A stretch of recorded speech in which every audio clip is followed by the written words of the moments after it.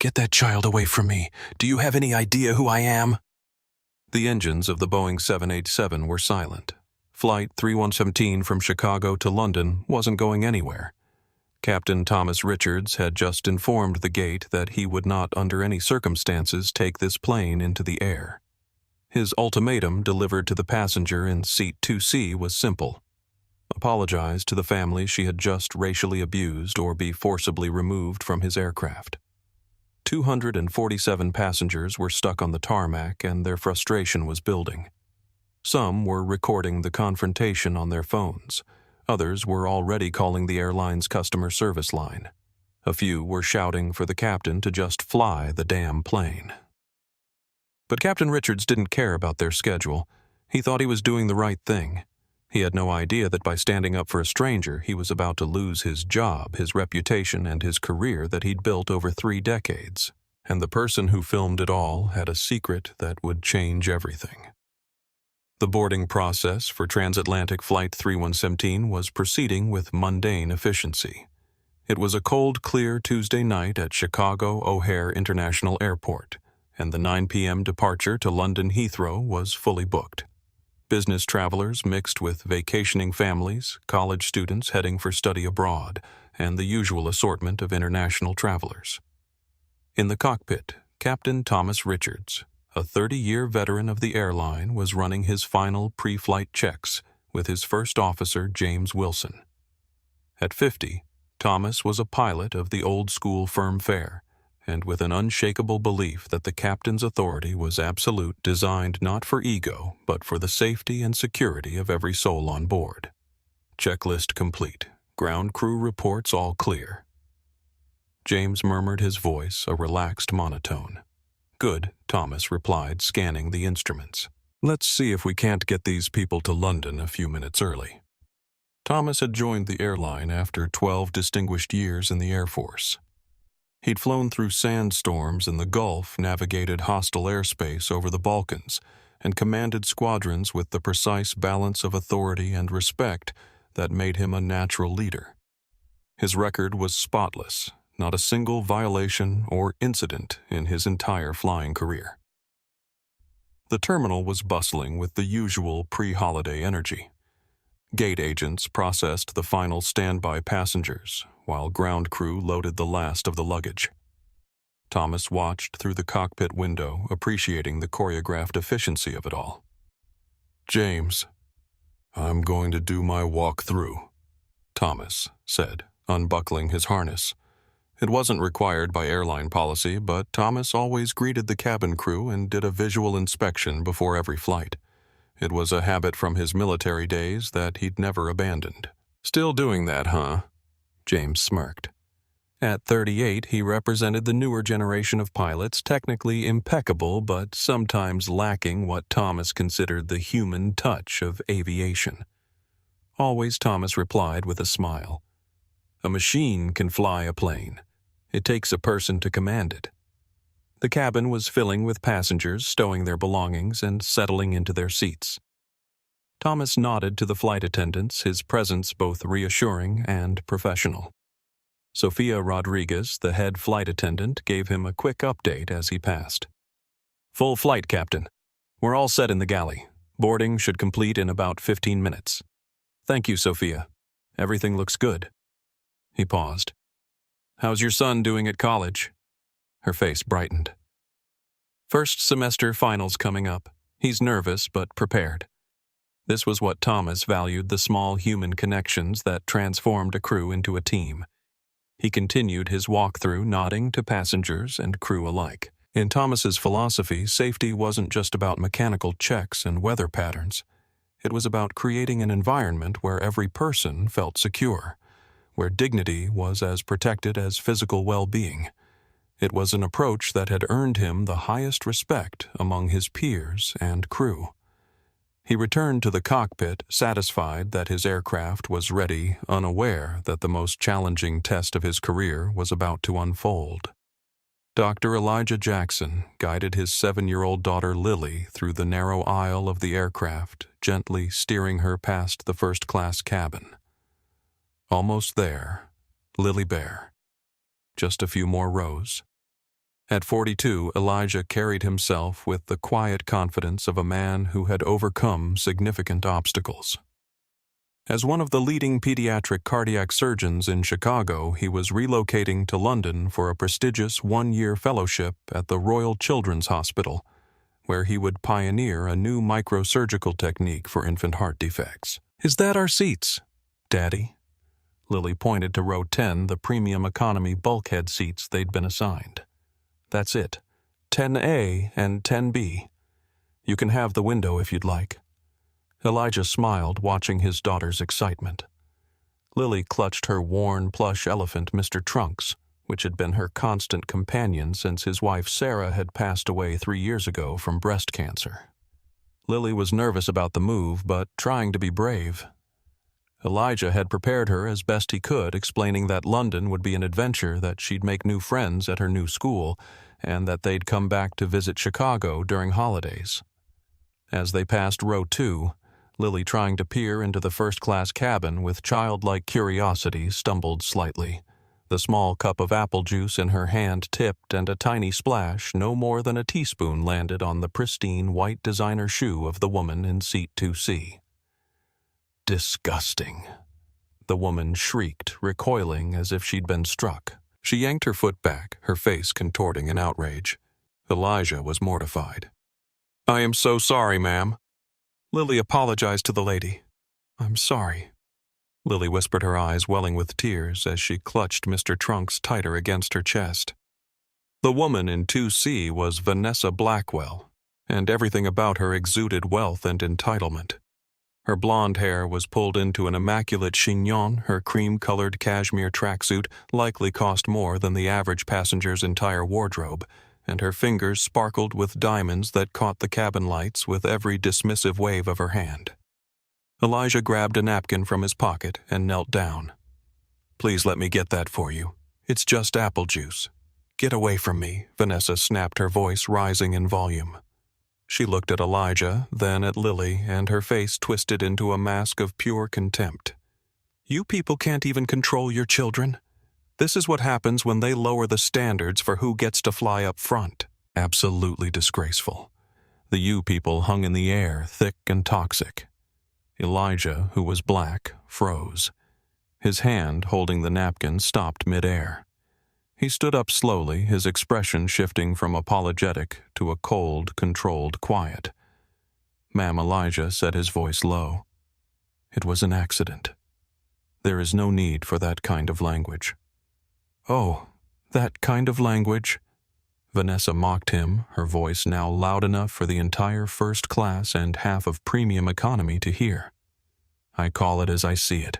This cabin is for paying customers, not for your kind. Bringing your mess and your noise." Several passengers looked up from their pre-flight routines, sensing the tension. A middle-aged man in 4A frowned, shaking his head slightly at Vanessa's behavior.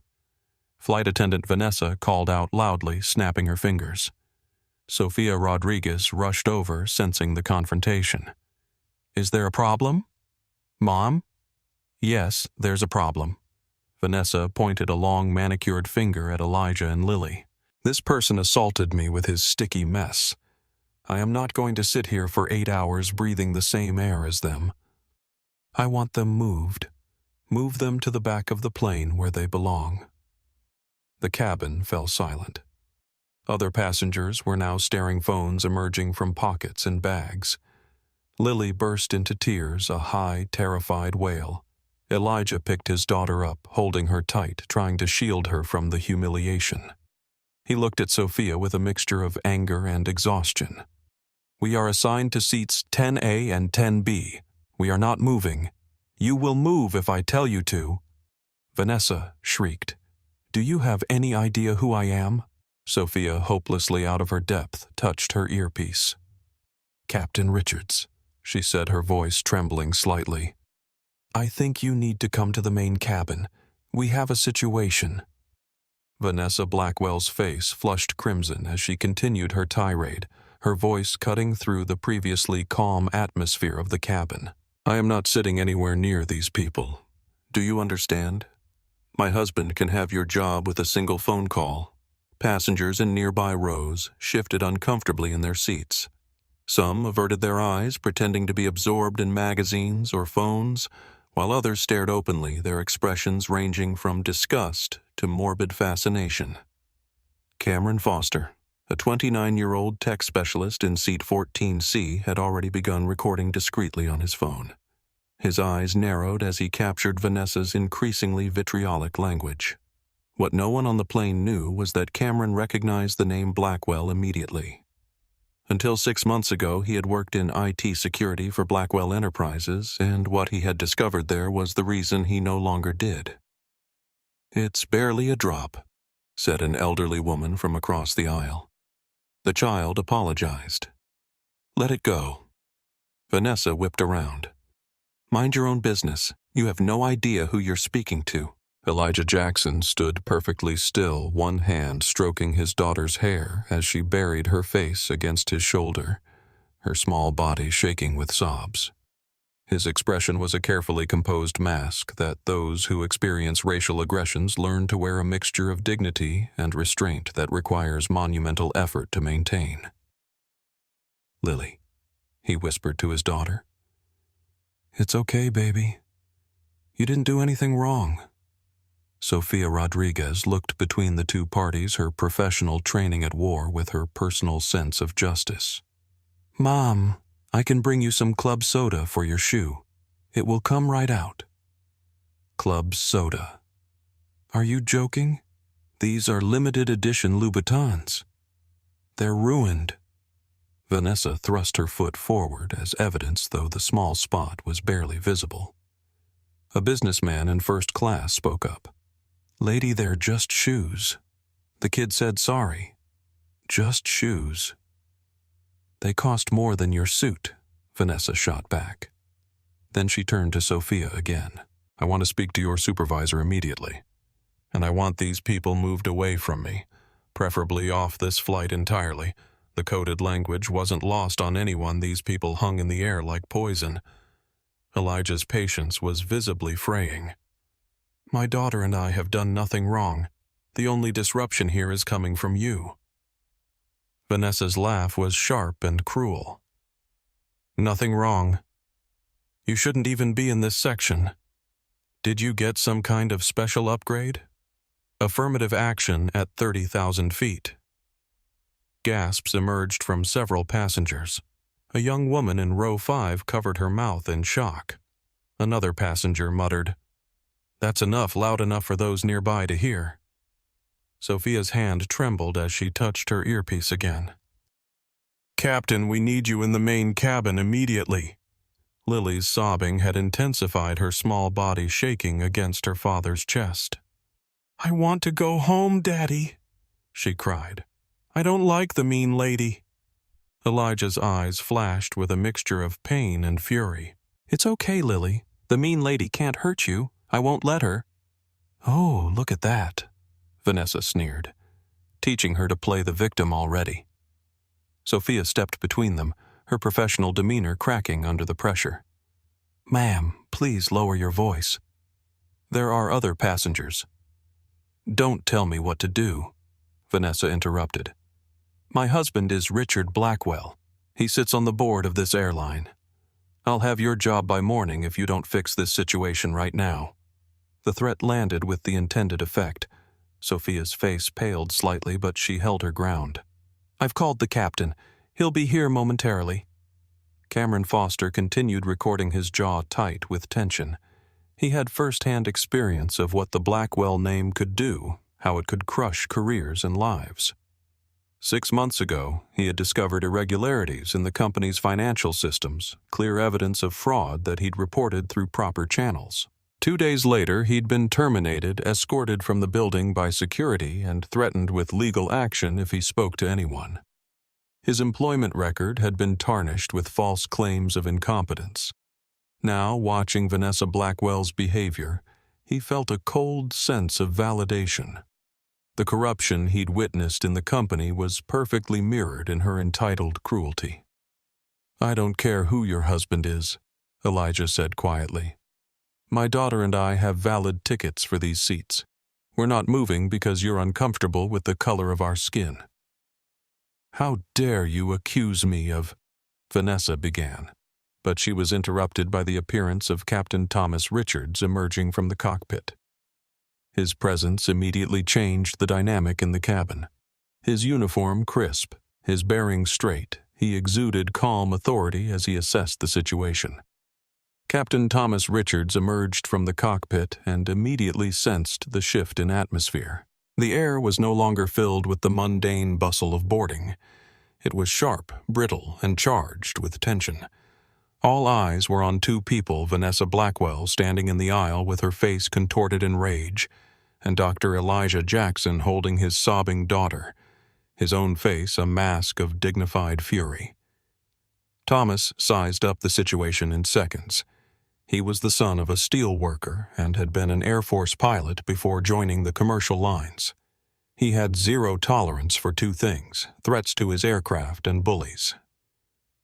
"Good evening," Thomas said, his voice calm and carrying the natural authority of a commander. "I'm Captain Richards." "What seems to be the trouble here?" Vanessa immediately turned her venom on him.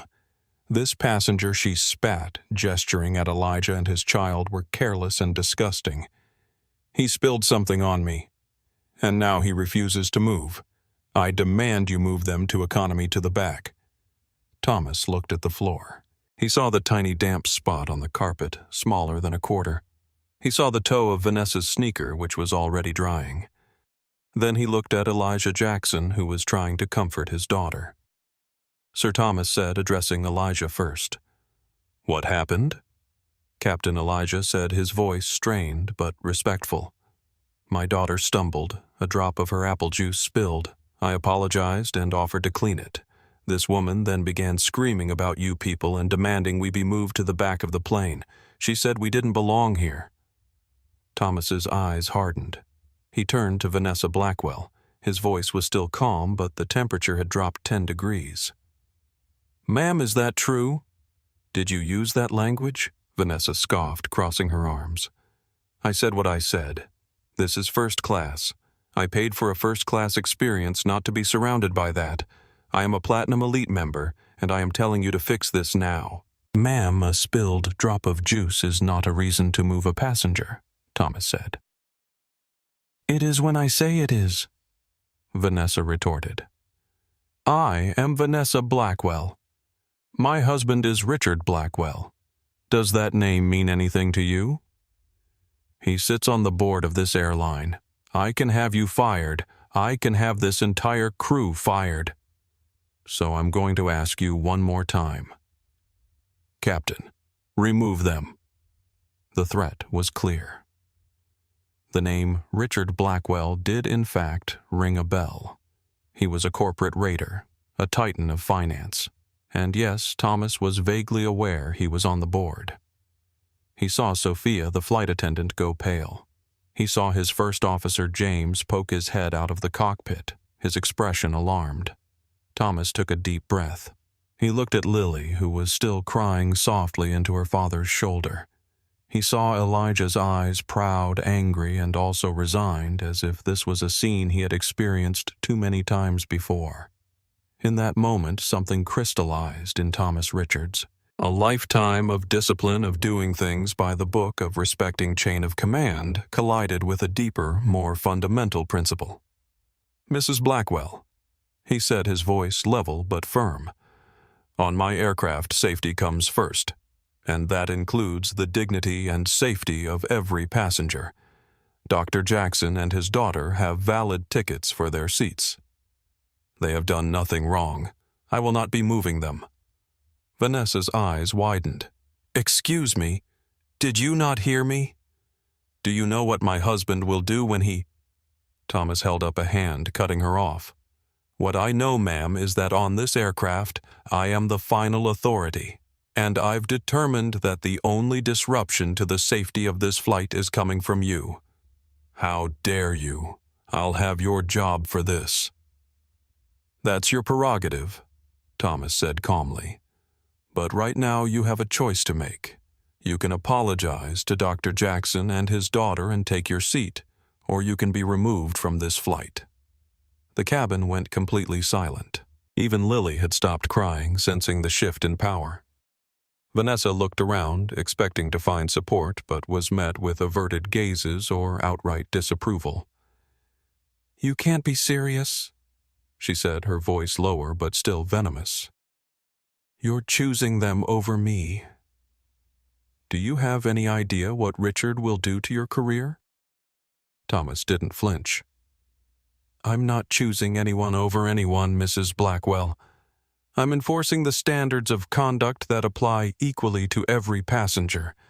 And right now, you're the only one in violation of those standards." Vanessa pulled out her phone. "I'm calling Richard right now.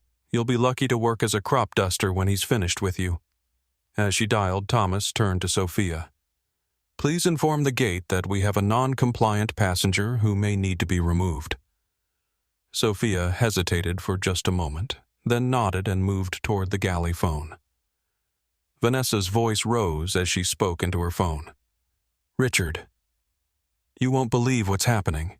Some power-tripping pilot is threatening to throw me off the flight because I complained about these people who spilled their drink on me." Thomas waited patiently. In the background, he could see Cameron Foster still recording discreetly, and several other passengers had their phones out as well. This would be on social media within minutes, he realized. "He wants to talk to you," Vanessa said triumphantly, holding out the phone.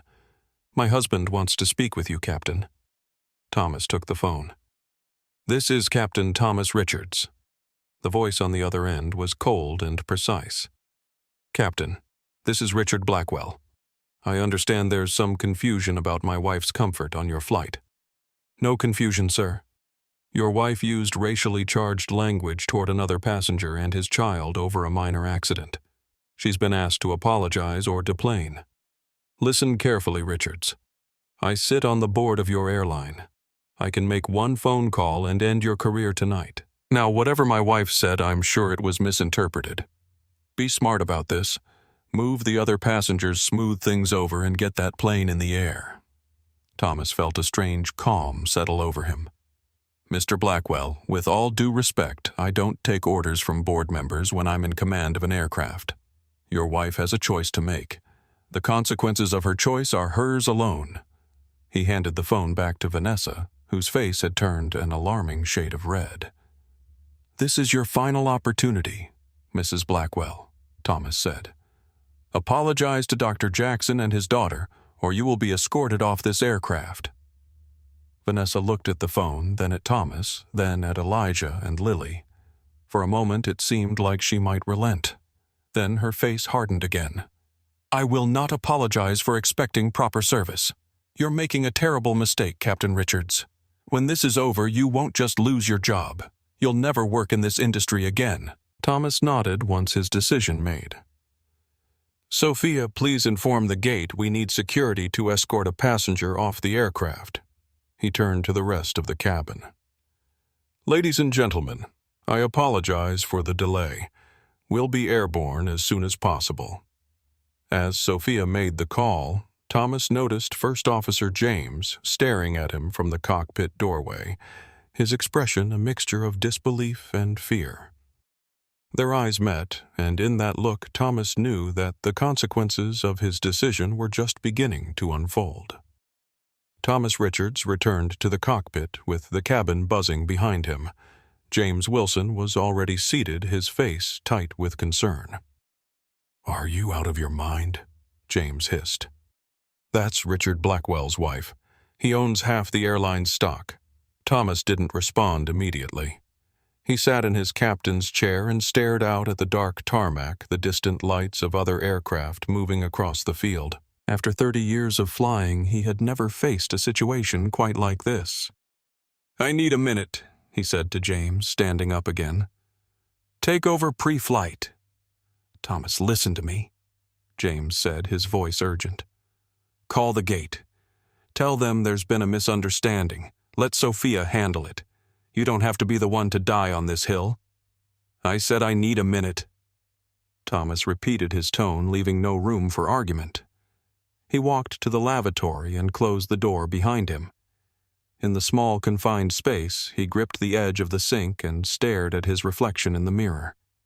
His uniform was impeccable as always, the 4 stripes on his shoulders representing decades of disciplined training and adherence to protocol. What was protocol now? The airline manual covered disruptive passengers, but this was more complex. A board member's wife, racial harassment, a child in tears, a father trying to maintain his dignity. Thomas splashed cold water on his face and remembered another confrontation years ago when his son Michael was 14. They had been at a high-end department store shopping for a suit for a school function. A security guard had followed them throughout the store, watching their every move with suspicious eyes. When Thomas had confronted him, the guard had claimed it was standard procedure. But Thomas knew better. He knew what it meant to be seen as inherently suspicious because of your skin color. He remembered how his son's shoulders had slumped, how the light in his eyes had dimmed. Later that night, Michael had asked him, "Dad, does it ever stop?" Thomas hadn't had a good answer then.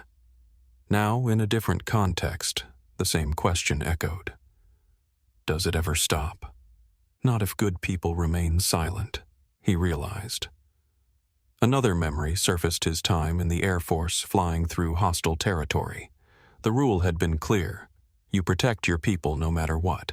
Not just physically, but in every way that mattered. It was what made a unit cohesive, what transformed a group of individuals into a team that could accomplish the impossible. That little girl out there crying in her father's arms, wasn't she under his protection too? Every passenger on this aircraft was regardless of where they sat, what they looked like, or who they knew. Thomas dried his face and straightened his uniform. When he returned to the cockpit, James was on the radio with ground control, his voice tense. "They're asking how long until we're ready to push back," James said. "Security is on their way to remove Mrs. Blackwell." "Good," Thomas said, taking his seat. "We'll be ready once they're finished." James lowered his voice. "Thomas, I've got a mortgage and 2 kids in college. I can't afford to be caught in the crossfire of whatever you're doing." Thomas turned to look directly at his first officer. "James, sometimes in life you have to decide what kind of man you want to be. I made that decision a long time ago." "It's not worth your career," James insisted.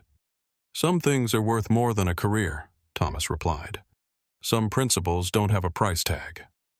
James shook his head. "The company won't see it that way.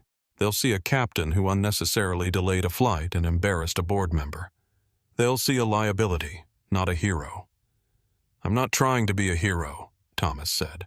"I'm just trying to do what's right." Outside the cockpit window, Thomas could see gate agents making their way down the jetway. The moment of truth was approaching. In his 30 years of flying, he had faced mechanical failures, terrible weather, and even a medical emergency that had forced an ocean diversion.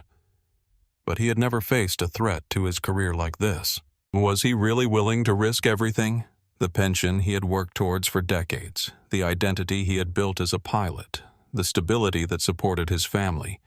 James was still watching him, waiting for him to waver. "It's not too late," James said. "One word from you and this all goes away. Mrs. Blackwell gets an apology, the other passengers get moved, we take off, and everyone forgets this by morning." Thomas felt a strange calm settle over him. Except that little girl. She won't forget, and neither will her father. And neither would I. He picked up the intercom microphone, his decision made. Whatever came next, he would face it knowing he had acted according to his deepest principles. Captain Richards's voice resonated throughout the cabin as he addressed the passengers. "Ladies and gentlemen, this is your captain speaking. I apologize for the delay in our departure. We're dealing with a situation that requires resolution before we can proceed. I ask for your patience and understanding." He replaced the microphone and stepped out of the cockpit again. Security personnel had arrived, 2 uniformed officers standing at the front of the cabin conferring with Sophia. Vanessa Blackwell remained in the aisle, phone in hand, her face a mask of indignation. As Thomas approached, conversations hushed.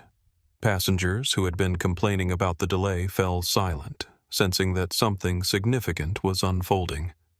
Mrs. Blackwell Thomas said, his voice carrying the quiet authority that had earned him respect throughout his career. "Security is here to escort you off the aircraft if necessary." "This is outrageous," Vanessa sputtered. "You can't do this. Actually, I can, and I will. Federal aviation regulations give me complete authority over this aircraft and everyone on it. You've disrupted this flight with inappropriate and racially charged behavior toward Dr. Jackson and his daughter. I was just—" "You have two choices," Thomas interrupted, his voice level but firm. "You can apologize sincerely to Dr. Jackson and his daughter and take your seat quietly for the remainder of the flight, or you can deplane now. Those are your only options." The ultimatum hung in the air.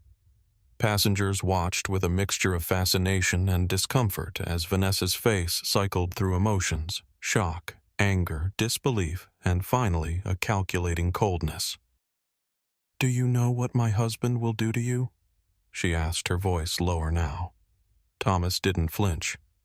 "In this aircraft, I don't command just altitude and speed. I'm responsible for the dignity of every soul on board. That's not negotiable, regardless of who your husband is." The statement resonated through the cabin. A few passengers nodded in approval. Cameron Foster, still recording, felt a surge of respect for the captain's unwavering stance. Vanessa's phone rang and she answered it immediately. "Richard." "Yes, they're really doing this. There are security guards here to remove me from the plane." She listened for a moment, then thrust the phone toward Thomas. "He wants to talk to you, again." Thomas took the phone. "Mr. Blackwell, this is Captain Richards." Richard Blackwell's voice was controlled but menacing. "Captain, you're making a career-ending mistake. My wife is upset, and you're escalating a simple misunderstanding into an international incident. Be reasonable. I can make one call to the CEO right now. Sir, with all due respect, this isn't about who knows whom. This is about basic human dignity and the safety of my aircraft. Your wife used racially charged language toward another passenger and his child. She has been given the opportunity to apologize and remain on the flight. The choice is hers." "Listen carefully, Richards. I'm not asking anymore. I'm telling you. Fix this situation to my wife's satisfaction, or I will personally ensure that you never sit in a captain's chair again. Is that clear?" Thomas paused, aware of the dozens of eyes watching him, the phones recording the moment, crystallizing into a decision that would define the rest of his career. "Mr. Blackwell, what's clear is that on my aircraft, everyone is treated with equal respect. No exceptions. No special treatment. Your wife can apologize and stay, or she can leave. Those remain her only options." He handed the phone back to Vanessa, whose expression had shifted from anger to shock that her husband's intervention hadn't immediately resolved the situation in her favor. "This is your final opportunity, Mrs. Blackwell," Thomas said. "What will it be?" Vanessa looked at the security officers, then at the passengers watching the scene unfold. She seemed to be calculating her options, perhaps realizing for the first time that her usual tactics weren't working. "This is ridiculous," she said finally. "I'm not apologizing for expecting proper service and behavior. I'll be on the next flight and you'll be looking for a new job." Thomas nodded to the security officers. "Please escort Mrs. Blackwell off the aircraft." As the officers moved forward, Vanessa gathered her designer handbag and cashmere wrap. "You'll regret this, all of you," she said, her gaze sweeping the cabin. "My husband will hear about every person who was involved in this humiliation." Thomas stood firm, his posture military straight as Vanessa was escorted toward the exit. Before she left, she turned back one last time. "This isn't over, Captain. Not by a long shot." As she disappeared down the jetway, a strange silence fell over the cabin. Then, unexpectedly, a smattering of applause broke out.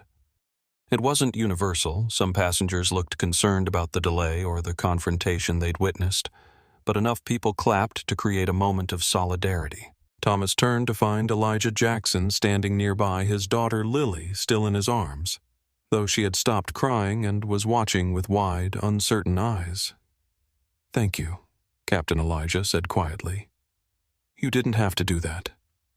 "Yes, I did," Sir Thomas replied. "And I would do it again." As he turned to head back to the cockpit, Thomas caught sight of James watching from the doorway.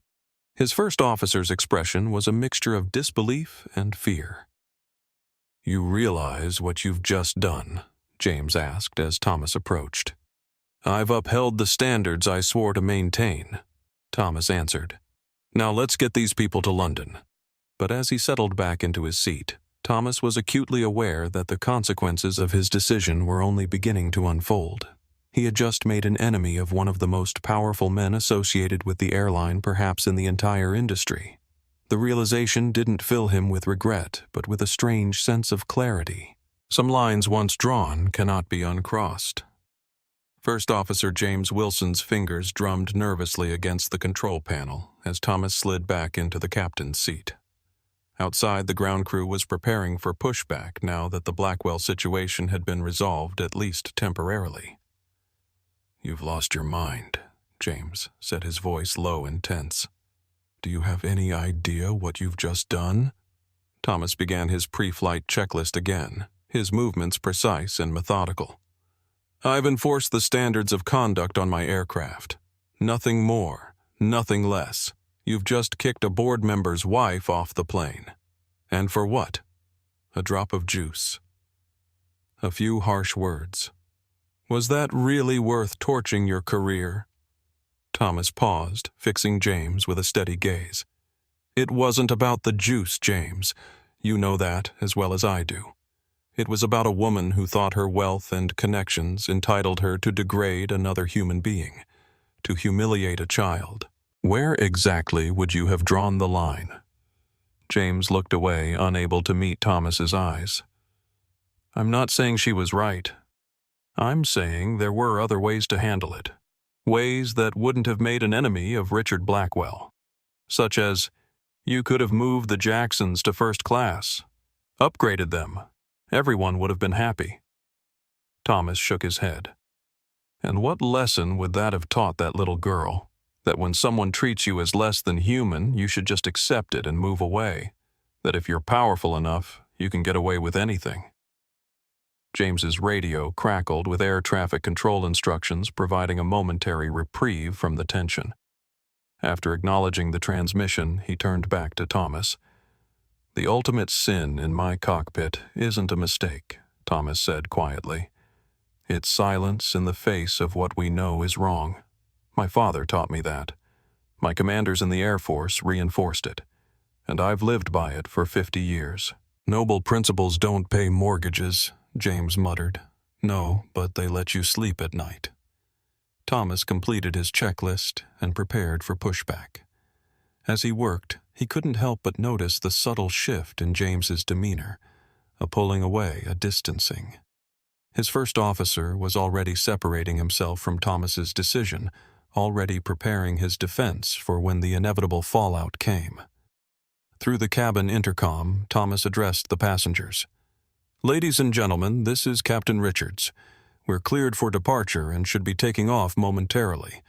Our estimated flying time to London Heathrow is 7 hours and 40 minutes. We'll be making up some time en route and should arrive only slightly behind schedule. Flight attendants, please prepare for departure." The familiar routine of takeoff preparations created a semblance of normality, but Thomas was acutely aware that nothing about this flight was normal anymore. He had just defied one of the most powerful men connected to the airline. There would be consequences. As the plane pushed back from the gate, Thomas caught a glimpse of Sophia Rodriguez moving through the cabin. She gave him a small, nearly imperceptible nod as she passed the cockpit door, a tiny gesture of solidarity that nonetheless strengthened his resolve. The engines roared to life and the aircraft began its taxi toward the runway. From his vantage point, Thomas could see Dr. Jackson and Lily in their seats. The little girl was looking out the window now, her earlier tears forgotten as she watched the airport lights glide past. Her father sat beside her, his hand protectively on her shoulder. James remained unusually quiet during the taxi and takeoff sequence, performing his duties flawlessly, but speaking only when necessary for operational communications. The weight of unspoken tension filled the cockpit. Once they had reached cruising altitude and the aircraft was stable, James finally broke his silence. "What's your end game here? Thomas Blackwell will be on the phone with the CEO before we're halfway across the Atlantic. You'll be met by HR when we land in London. Best case scenario, you're suspended pending investigation. Worst case, you're terminated on the spot." Thomas adjusted a setting on the autopilot, his movements calm and deliberate. "I've been flying for 30 years, James. I've done everything by the book. Perfect record, perfect evaluations. If they want to fire me for refusing to allow racial harassment on my aircraft, then maybe it's not the airline I thought it was. It's not about right and wrong anymore. It's about power. And Blackwell has it. Power doesn't make him right. No, but it makes him dangerous." James paused, then added, "I can't be pulled down with you on this, Thomas. I've got too much at stake." The statement hung in the air between them, a declaration of self-preservation that Thomas had been expecting, but that nonetheless stung. "I understand," Thomas said finally. "When they ask, tell them you advised me against it. Tell them you tried to get me to reconsider. I won't contradict you." James nodded, relief evident in his expression. "For what it's worth, I don't think what she did was right. I just think some battles aren't worth fighting. And I think some battles define who we are," Thomas replied, "even if we lose them." The rest of the flight proceeded with tense professionalism between the two pilots. Thomas knew that every minute that passed brought him closer not just to London, but to the reckoning that awaited him there. Richard Blackwell would have had hours to mobilize his considerable influence by the time they landed. Somewhere over the Atlantic, as James took a break and Thomas sat alone in the cockpit, he allowed himself a moment of doubt. He thought of his mortgage, his daughter's graduate school tuition, the retirement he and his wife had planned, all potentially jeopardized by a single decision. But then he remembered Lily's tears, the humiliation in Elijah's eyes, and the poison in Vanessa Blackwell's words. No, he hadn't made a mistake. Whatever came next, he would face it knowing he had stayed true to himself and to the values he had spent a lifetime upholding. The navigation display showed the aircraft making steady progress across the ocean. In 7 hours, they would land in London, and Thomas Richards would discover exactly what his principles had cost him. Gate agents and security personnel boarded the aircraft, their expressions serious and professional. Vanessa Blackwell, still standing in the aisle, clutched her designer handbag like a shield, her knuckles white with tension. "Mrs. Blackwell, please gather your belongings and come with us," one of the security officers said, his voice calm but firm. "This is a mistake," Vanessa insisted, her voice rising. "Do you know who I am? My husband will have all your jobs." The security officer remained impassive. "Mom, we're just doing our job. The captain has final authority on this aircraft, and he has determined that you need to deplane. Please don't make this more difficult than it needs to be." Passengers watched the scene with a mixture of discomfort and fascination. Some were visibly annoyed by the delay, checking watches and sighing impatiently. Others seemed relieved that action was being taken against Vanessa's behavior. "I am not leaving this aircraft," Vanessa declared, crossing her arms. "You'll have to drag me off, and I promise you that will be the last thing any of you do in this industry." The lead security officer exchanged glances with his colleague, then spoke into his radio. "We have a non-compliant passenger refusing to deplane, requesting additional assistance." Thomas Richards stood at the cockpit doorway, watching the situation unfold. His face remained composed, but there was a steel in his gaze that betrayed the gravity of the moment. This was no longer just about one passenger's behavior. It had escalated into a direct challenge to his authority as captain. Sophia Rodriguez approached Vanessa one last time. "Mrs. Blackwell, please reconsider. You're only making things worse for yourself." Vanessa laughed bitterly. "Worse for myself? You have no idea what worse looks like. When Richard is finished with all of you, you'll be lucky to find work directing traffic in a parking lot." 2 additional security personnel arrived, one of them a supervisor based on his uniform. He assessed the situation quickly, then addressed Vanessa directly. "Mrs. Blackwell, you have 2 options at this point. You can walk off this aircraft voluntarily, or we will be forced to remove you physically. I strongly recommend the first option." For the first time, a flicker of uncertainty crossed Vanessa's face. The reality of her situation seemed to be dawning on her, that her husband's name and her status might not be enough to prevent her removal from the flight. "This is assault," she said, her voice slightly less confident. "If you put your hands on me, I'll sue all of you." "No one wants to put hands on you, Mom," the supervisor replied patiently. "But the captain has given lawful instruction for your removal, and we are authorized to carry that out." Vanessa looked around the cabin, perhaps hoping for support from other first-class passengers, but was met with averted gazes or outright disapproval. "Fine," she finally said, gathering her belongings. "But this isn't over. Not by a long shot. My husband sits on the board of this airline. By the time I'm finished, none of you will have jobs." As she moved toward the exit, she stopped beside Dr. Jackson and Lily. The little girl shrank back in her seat, pressing closer to her father. "I hope you're happy," Vanessa spat. "Enjoy your victory while it lasts." Elijah Jackson met her gaze steadily. "This isn't about victory, Mrs. Blackwell. It's about basic human dignity, something money can't buy." Vanessa's face flushed with anger, but the security personnel gently guided her forward, preventing any further confrontation. As she disappeared down the jet bridge, a palpable release of tension swept through the cabin. Several passengers applauded, though the response wasn't universal. Some still seemed annoyed by the delay, while others appeared uncomfortable with the entire situation. Thomas Richards stepped further into the cabin. "Ladies and gentlemen, I apologize for the delay. We'll be departing shortly. I appreciate your patience and understanding."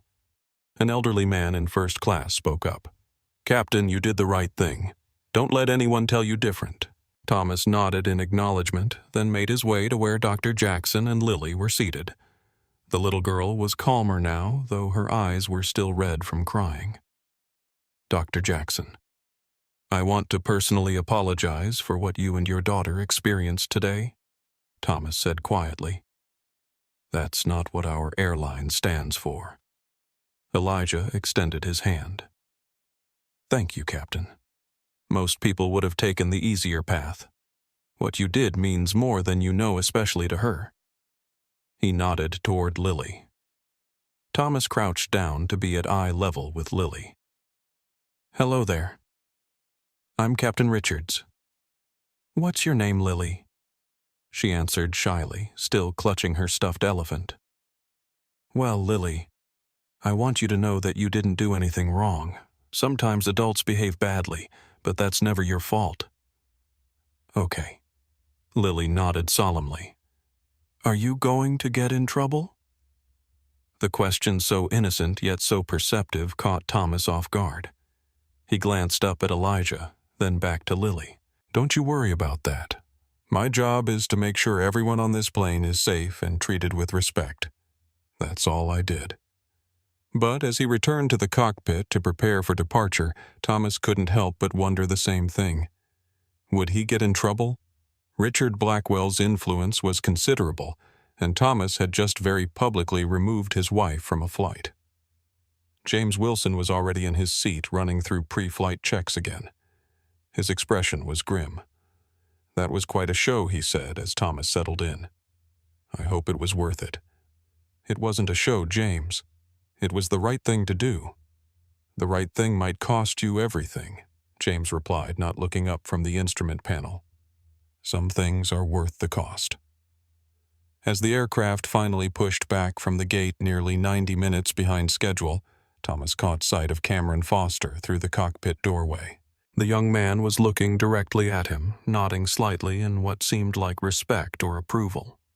Thomas nodded back, unaware that this brief exchange was with someone who understood the Blackwells better than most and who had captured the entire incident on video.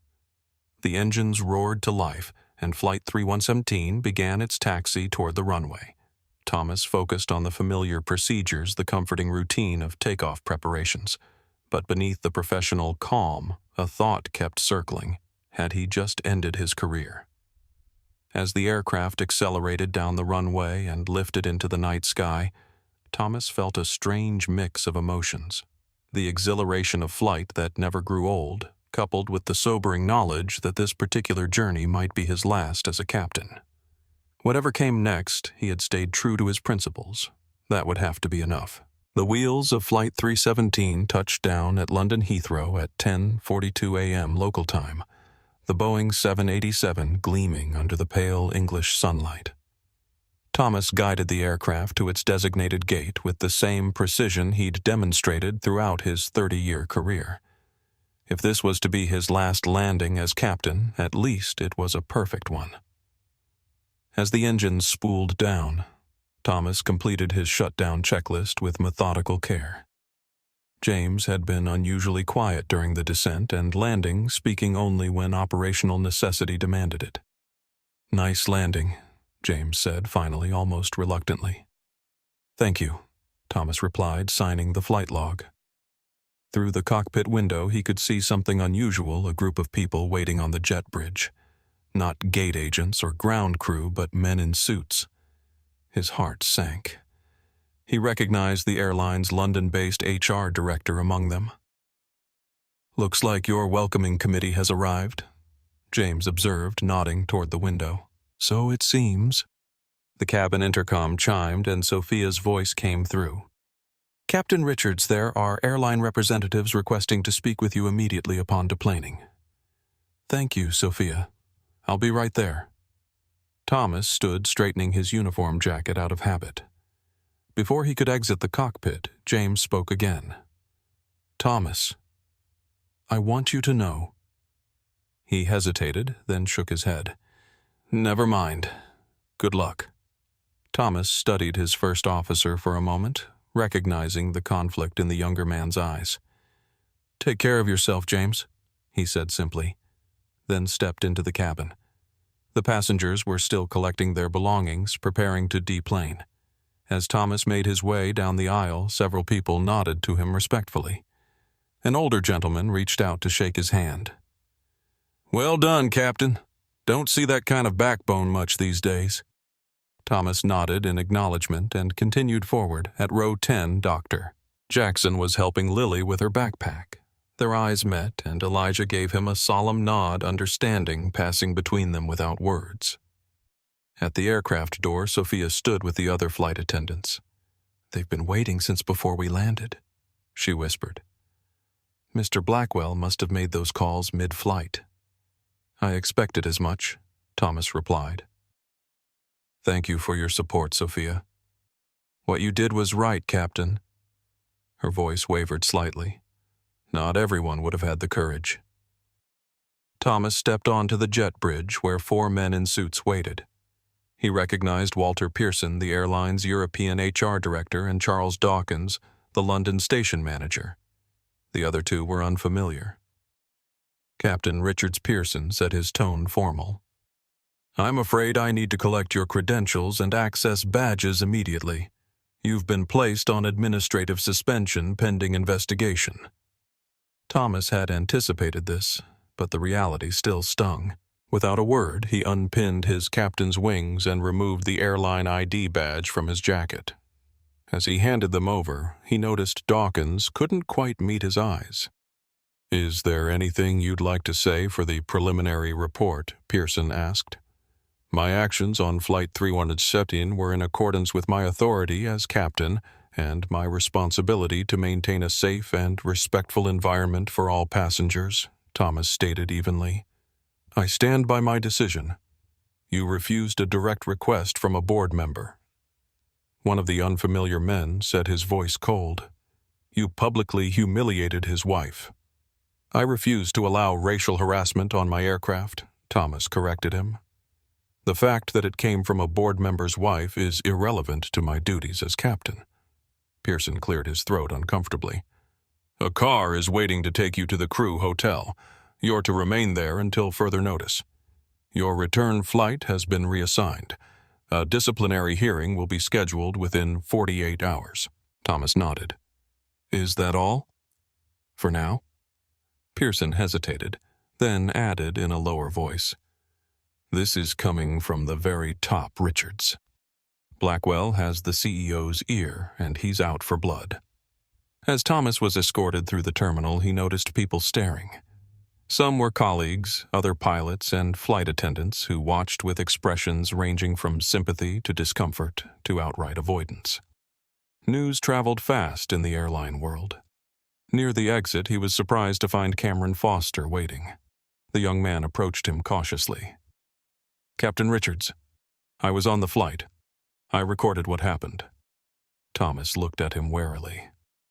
More evidence for the airline's case against me. No, sir. The exact opposite. I uploaded the videos while we were in the air. They're already getting traction online.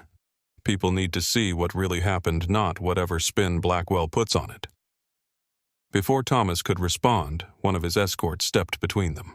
Captain Richards is not authorized to speak about the incident. Please step aside. Cameron backed away, but called after them. People are on your side. Captain, the truth will come out. In the car headed to the crew hotel, Thomas finally checked his phone, which had been off during the flight. It was flooded with notifications, text messages from colleagues, voicemails from numbers he didn't recognize, and dozens of social media alerts. One text from his wife Helen stood out. It's all over the news, Thomas. Richard Blackwell is on morning television calling for your termination. Call me when you land. I love you, and I'm proud of you. That last sentence gave him a measure of comfort as the gravity of his situation continued to sink in. After 3 decades of unblemished service, his career was hanging by a thread because he'd refused to allow a wealthy passenger to degrade another human being. As the London streets passed by outside the car window, Thomas wondered if he would ever sit in a captain's chair again. The cost of his principles was becoming painfully clear. 1 week later, Thomas Richards sat stiffly in a sterile conference room at the airline's London administrative offices.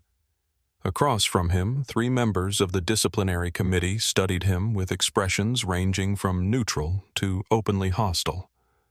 A digital recorder sat in the center of the table, documenting every word. Walter Pearson from HR presided over the hearing, flanked by Operations Director Marianne Cooper and Chief Pilot Douglas Thornton.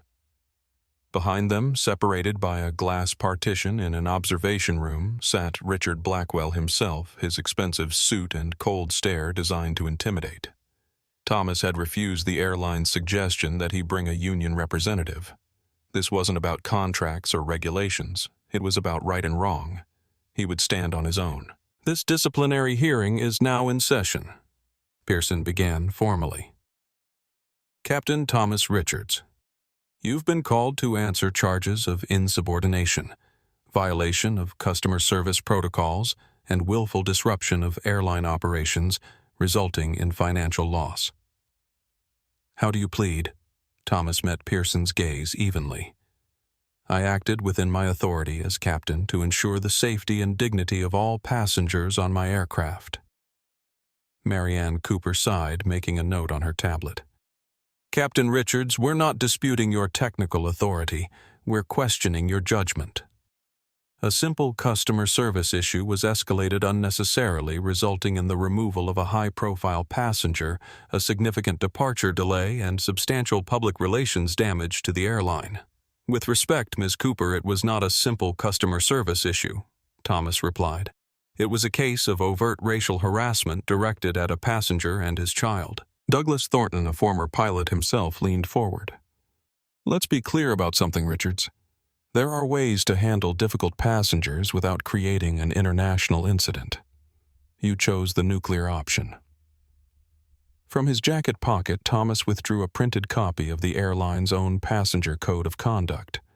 Section 3, paragraph 2, states explicitly that discriminatory or abusive language or behavior toward other passengers or crew will not be tolerated and may result in removal from the aircraft. I enforced the airline's own policy. You enforced it against the wife of a board member, Pearson pointed out. Surely you could have found a less confrontational solution. Should board members and their families be exempt from the rules that apply to everyone else? Thomas asked. The question hung in the air uncomfortably. Through the glass, Thomas could see Richard Blackwell's expression darken. Let's move on, Pearson said hastily. We'll hear testimony from your first officer, James Wilson. James entered the room, avoiding eye contact with Thomas as he took a seat at the table. He looked nervous, his uniform slightly rumpled. First Officer Wilson Pearson began, "Please describe the events on Flight 3117 from your perspective." James cleared his throat. Captain Richards was called to the cabin to address a dispute between passengers. When he returned to the cockpit, he informed me that he intended to have Mrs. Blackwell removed from the flight. Did you express any concerns about this decision? Pearson prompted. I did, James said, still not looking at Thomas. I advised him that it seemed like an overreaction to what was essentially a minor altercation. I suggested alternative solutions such as relocating the affected passengers or offering them an upgrade. And how did Captain Richards respond to your advice? James shifted uncomfortably. He dismissed my concerns. He said it wasn't about the spilled drink, but about the principle. I felt he was fixated on making a point regardless of the consequences to the airline or the other passengers. Thomas remained impassive, though the selective retelling of their conversation stung. James was protecting himself as expected, but the distortion of events was more pronounced than Thomas had anticipated. Thank you, First Officer Wilson, Pearson said. You may go. As James left, he finally glanced at Thomas, guilt flashing briefly across his face before he hurried from the room. Next came Sophia Rodriguez, who entered with her head held high. Unlike James, she looked directly at Thomas, giving him a small nod. Ms. Rodriguez Pearson began as lead flight attendant on Flight 317. Did you feel Captain Richards's decision to remove Mrs. Blackwell was justified? Sophia hesitated, visibly weighing her words. I witnessed Mrs. Blackwell use language toward Dr. Jackson and his daughter that was clearly inappropriate and racially motivated. She referred to them as you people and suggested they didn't belong in premium seating. And could this situation have been resolved without removing Mrs. Blackwell? Sophia's expression remained professional, but Thomas could see the tension in her shoulders. Mrs. Blackwell was given multiple opportunities to apologize for her behavior. She refused. She escalated the situation by threatening the captain and crew with termination. In my professional opinion, Captain Richards followed proper protocol. Thomas noted the surprised glances between the committee members. They hadn't expected Sophia to support him so unequivocally, especially with Richard Blackwell watching. Are you aware that your assessment directly contradicts that of First Officer Wilson Marianne Cooper? Asked sharply. I can only speak to what I personally witnessed in the cabin, Ma'am Sophia replied. First Officer Wilson remained in the cockpit during most of the incident. When Sophia was dismissed, Thomas could feel the mood in the room shifting. His testimony had created doubt, complicating what was supposed to be a straightforward termination.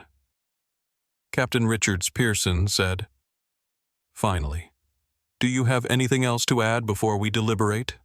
Thomas straightened in his chair.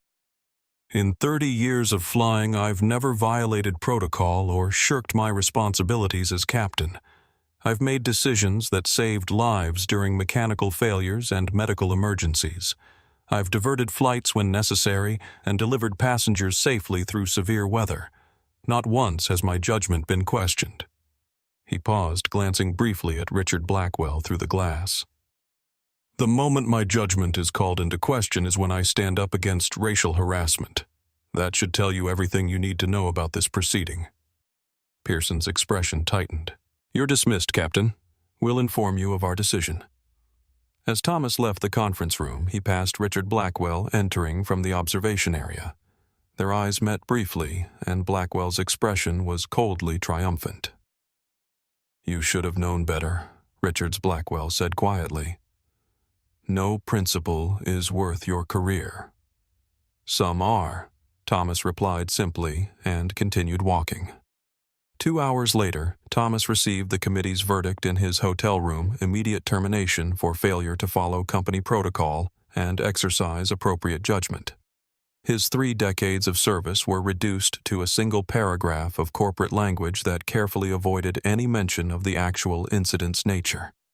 As he placed the termination letter on the hotel desk, Thomas felt a strange mix of emotions: regret at the loss of the career he'd loved, but also a profound sense of peace. He had stayed true to himself at a moment when it mattered most. His phone buzzed with a text message from Sophia. "They're trying to bury this, but people know the truth. Stay strong, Captain." Thomas looked out the hotel window at the London skyline, wondering what came next. At 50, starting over wouldn't be easy. But he'd faced tougher challenges and survived. Whatever happened, he would never regret standing up for what was right. Cameron Foster's apartment in London was modest, a far cry from the sleek corporate offices of Blackwell Enterprises where he'd worked until 6 months ago. Hunched over his laptop, he monitored the explosive growth of the videos he'd posted. 5 million views and climbing, he murmured to himself, scrolling through the comments. The footage he'd captured on Flight 3117 had struck a chord, spreading across social media platforms with remarkable speed. His phone rang another news outlet requesting permission to use his footage. This was the 5th call today. "Yes, you can use it," he told the producer. "Just make sure you mention that Captain Richards was fired for standing up against racist behavior." When he hung up, Cameron leaned back in his chair, thinking about the strange twist of fate that had put him on that particular flight. 6 months ago, he had been a rising star in Blackwell's IT security department until he discovered irregularities in the company's financial records, clear evidence of fraud and market manipulation. When he'd reported it through proper channels, he'd been terminated within 48 hours, his reputation smeared and threatened with legal action if he spoke out. Now, watching the Blackwell's true colors exposed to the world, he felt a grim satisfaction. The universe had a way of coming full circle. On his screen, a news segment played airline controversy hero captain or protocol violator. The split screen showed Thomas Richards' official airline portrait alongside footage from the flight. Below, a ticker displayed social media reactions most supporting the captain. Cameron had done his part by uploading the unedited footage. Now it was taking on a life of its own. Across the Atlantic in his Chicago home, Thomas Richards was experiencing the surreal sensation of seeing himself at the center of a media firestorm. His wife Helen sat beside him on the couch, her hand squeezing his as they watched yet another news segment about the incident. "Airlines are facing increasing pressure to address the incident publicly," the news anchor was saying. The hashtag #Harai has been trending for 3 days with over 1 million users expressing support for the terminated pilot. "Turn it off," Thomas said quietly. "I've seen enough." Helen clicked off the television. The airline's PR team must be in meltdown. Their statement was pathetic, all that corporate doublespeak about investigating the incident when they've already fired you. "They're in a difficult position," Thomas acknowledged.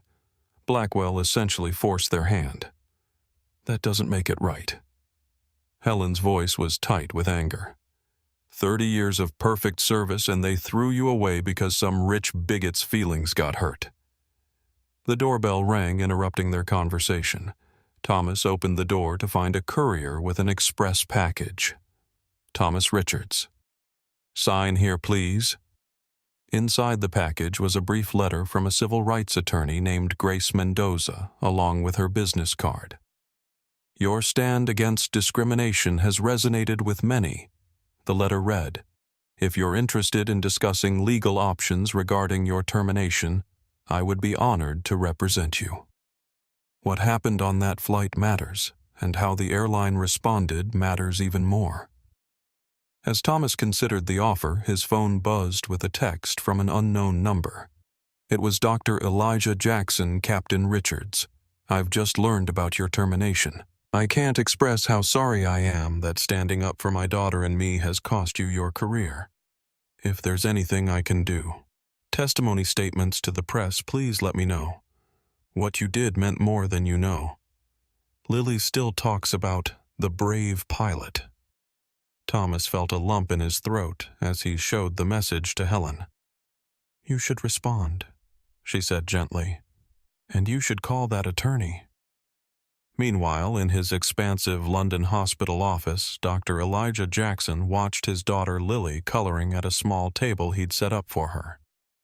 The drawing showed an airplane with a figure in the cockpit wearing a captain's hat. Below it, in a child's uneven lettering, were the words, "Captain Richards, Hero." Elijah's phone chimed with a news alert, another development in the story that had consumed much of his attention since their arrival in London. The headline read, "Blackwell Enterprises stock drops amid viral video controversy." He'd been wrestling with guilt since learning of Thomas's termination. The captain had sacrificed his career to defend Elijah and Lily's dignity, and that was a debt Elijah wasn't sure how to repay. His new colleagues at the Royal Children's Hospital had been supportive, especially after the video went viral. Several had approached him to express their admiration for how he'd handled the situation and their disgust at Vanessa Blackwell's behavior. "Daddy, is Captain Richards in trouble because of us?" Lily asked, looking up from her drawing. Elijah moved to sit beside her. "No, sweetheart. Captain Richards is in trouble because some people don't understand that doing the right thing is always more important than doing the easy thing. Can we send him my picture?" "I think he'd like that very much," Elijah said, taking a photo of the drawing to send to Thomas. In New York, Richard Blackwell paced his penthouse office phone pressed to his ear. "I don't care what the public reaction is," he snapped. "The board needs to stand firm on this." Richards violated protocol and embarrassed a board member's family. His termination is non-negotiable. His assistant entered hesitantly, tablet in hand. "Sir, there's something you should see." On the screen was a financial news report. Blackwell Enterprises faces scrutiny as viral incident raises questions about corporate culture. Richard's face darkened. "Get my PR team on the line. Now." The fallout was spreading beyond just Thomas Richards and the airline. Investors were raising questions about Richard Blackwell's judgment and temperament. Some were even drawing connections to long-standing rumors about the company's business practices. What had begun as a simple confrontation on an aircraft was evolving into something much larger, a symbol of power, privilege, and accountability that resonated far beyond the original incident. As the week progressed, public opinion continued to shift overwhelmingly in Thomas's favor. Airline employees began speaking out anonymously, describing a culture of special treatment for VIPs that often violated the company's own stated policies. Former colleagues of Thomas came forward to attest to his character and professionalism. And in a small London apartment, Cameron Foster continued to monitor the situation, wondering if now might be the time to reveal what he really knew about Blackwell Enterprises information that went far beyond a single incident of arrogance and entitlement on an airplane. The truth, as he had discovered, was much darker and had the potential to bring down not just Richard Blackwell's reputation, but his entire empire. Judge Elena Vasquez removed her reading glasses and rubbed her eyes, the glow of her computer screen illuminating her office in the late evening hours. At 62, she had seen enough of the world to know that coincidences were rarely just coincidences. The video playing on her screen showed a confrontation on an aircraft, a passenger being abusive, a captain intervening, a clear case of racial harassment. What had caught her attention wasn't the incident itself, but the name of the passenger, Vanessa Blackwell, wife of Richard Blackwell. As the presiding judge in an ongoing federal investigation into financial fraud allegations against several major corporations, including Blackwell Enterprises, Elena found the timing remarkable. For months, prosecutors had been building a case against Richard Blackwell, gathering evidence of insider trading, market manipulation, and fraudulent financial reporting. But Blackwell was notoriously careful, insulating himself behind layers of subordinates and shell companies. Now this very public meltdown by his wife had thrust the Blackwell name into the spotlight, creating exactly the kind of scrutiny Richard had always worked to avoid. Elena picked up her secure phone and dialed a number. "Martin, it's Judge Vasquez. Have you seen the video of Richard Blackwell's wife on that flight?" She listened for a moment. "Yes. I think it's relevant to our case. This could be the pressure point we've been looking for. People are seeing the Blackwells for who they really are." In his Chicago apartment, Thomas Richards was reviewing legal documents with attorney Grace Mendoza. The wrongful termination suit they were preparing had gained unexpected momentum as public support for Thomas continued to grow. "The airline's position is weakening," Grace explained, highlighting a section of the draft complaint. "Their internal policies clearly support your actions, and they know it. Plus, we've been contacted by 3 passengers from the flight who are willing to testify on your behalf." Thomas nodded, though his expression remained somber. "I appreciate all this, but I'm not sure a lawsuit is the right approach. I don't want money. I just want my reputation cleared." "It's not just about money," Grace insisted. "It's about accountability. The airline needs to acknowledge that they fired you for enforcing their own anti-discrimination policies. That matters not just for you, but for every employee who might face a similar situation in the future." Thomas's phone buzzed with a text message from Sofia Rodriguez. "Check the news now." He grabbed the remote and turned on the television. Breaking news banners flashed across the screen. "Exclusive. Former Blackwell IT specialist reveals evidence of corporate fraud." The camera showed Cameron Foster, the young passenger from Flight 3117, who had recorded the incident, now sitting across from a national news anchor. "6 months ago, I discovered evidence of systematic fraud at Blackwell Enterprises," Cameron was saying. "When I reported it internally, I was fired and threatened with legal action. The incident on that flight shows the true character of the Blackwells. They believe rules don't apply to them, whether it's how they treat other people or how they conduct their business." Thomas and Grace watched in stunned silence as Cameron methodically outlined what he had discovered: manipulated financial statements, offshore accounts, insider trading, and market manipulation schemes that had potentially defrauded investors of billions. "This goes way beyond one incident on an airplane," Cameron continued. "Richard Blackwell has built an empire on intimidation, corruption, and the belief that wealth puts him above accountability. Captain Richards stood up to that mentality, and it cost him his career. But the truth can't stay hidden forever." The news anchor turned to the camera. "We should note that Blackwell Enterprises has denied these allegations in a statement, calling them the fabrications of a disgruntled former employee. However, multiple sources have confirmed that federal investigators have been looking into the company's practices for some time." Grace turned to Thomas, her expression transformed. "This changes everything. Your case is now part of something much bigger." Meanwhile, in London, Dr. Elijah Jackson watched the same broadcast, his daughter Lily asleep in the next room. The revelation that the Blackwells were potentially involved in massive fraud added a new dimension to what had happened on that flight. His phone rang a Chicago area code. "Dr. Jackson. This is Grace Mendoza. Captain Richards' attorney. I believe we have a shared interest in seeing justice done." Across the Atlantic, Richard Blackwell was in crisis mode, surrounded by lawyers and PR consultants in his Manhattan office. The television on the wall showed Cameron Foster's interview on continuous loop, each repetition, another nail in the coffin of Blackwell's carefully constructed public image.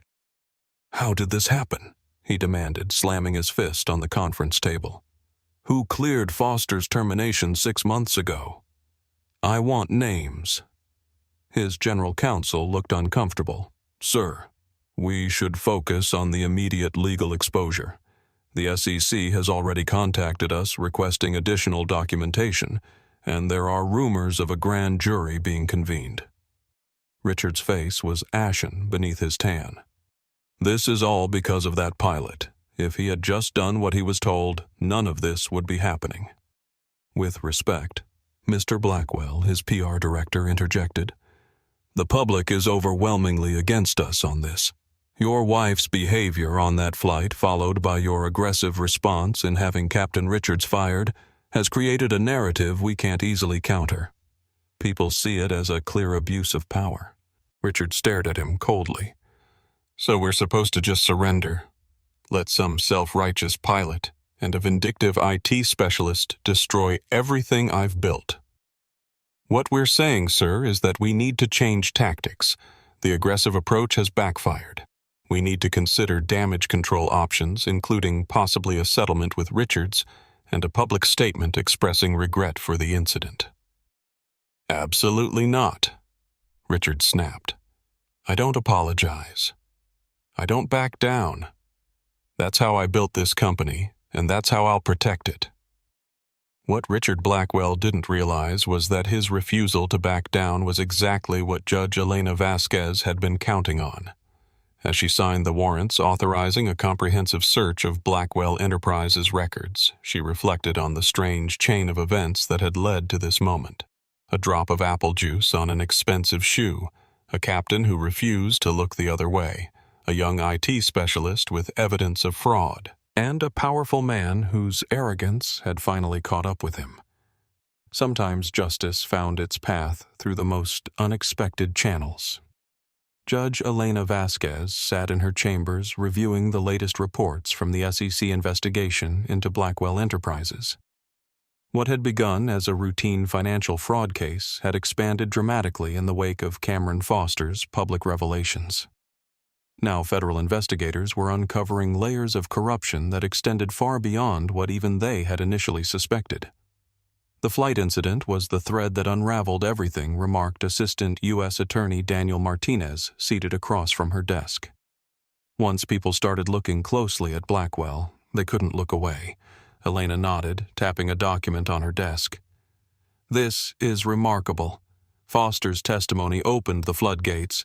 We now have 3 other former Blackwell employees coming forward with corroborating evidence. And the airline situation has become a perfect storm for him, Daniel added.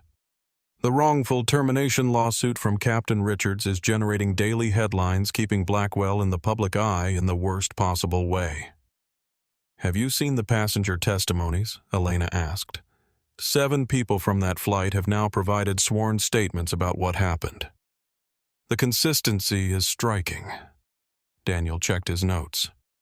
What's even more interesting is what we found when we started looking into other discrimination complaints involving Blackwell properties and businesses. There's a pattern of similar incidents being covered up. Complaints buried settlements with strict NDAs. A lifetime of behavior coming home to roost, Elena observed. And all because one man refused to look the other way. Across town, Cameron Foster was meeting with federal investigators for the 3rd time that week. Having finally broken his silence, he was now providing detailed information about the financial irregularities he had discovered while working at Blackwell Enterprises. The system was designed to be impenetrable, Cameron explained, pointing to complex diagrams on the conference room screen. Multiple shell companies' offshore accounts manipulated transactions that would be difficult to trace without knowing exactly what to look for. And how did you discover it? Asked the lead investigator.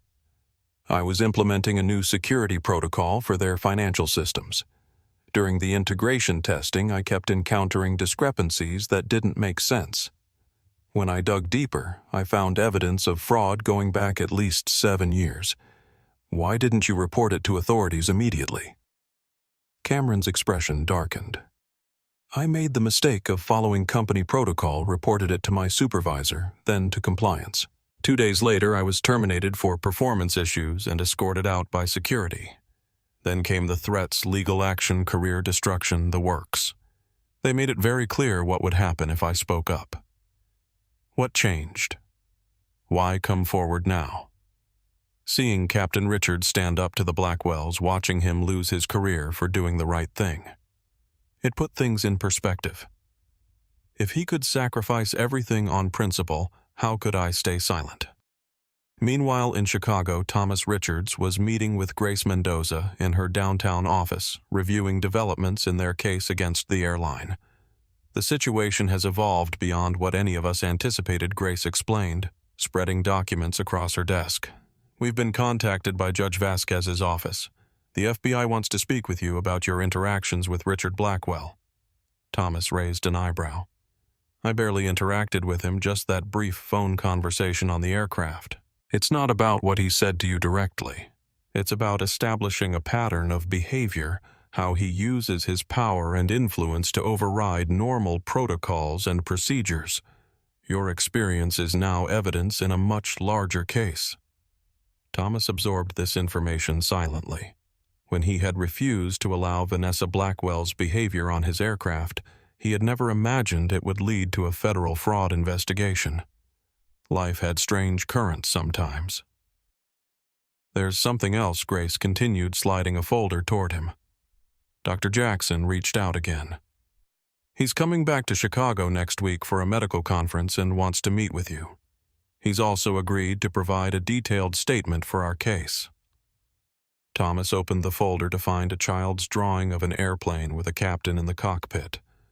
Below in crayon were the words, Captain Richards, hero, alongside a carefully drawn heart. He felt a tightness in his throat. Lily drew this. Grace explained softly, Doctor. Jackson said she insisted on sending it to you. In his Manhattan office, Richard Blackwell was watching his empire begin to crumble. Major clients were distancing themselves. The company's stock had dropped 20% in 10 days, and the board of directors was calling for an emergency meeting to discuss his leadership. Sir, the FBI just left the Financial Services Division with boxes of documents, his assistant reported nervously. They had search warrants for records going back to 2017. Richard slammed his hand on the desk. Where are my lawyers? Why aren't they stopping this? They said the warrants are ironclad, sir. Judge Vasquez signed them personally. At the mention of Vasquez, Richard's expression changed from anger to something closer to fear. Elena Vasquez had a reputation for meticulous, by-the-book prosecutions and an almost preternatural ability to sense when powerful defendants were hiding evidence. His phone rang the airline's CEO. Richard, we need to talk about your board position. The CEO began without preamble.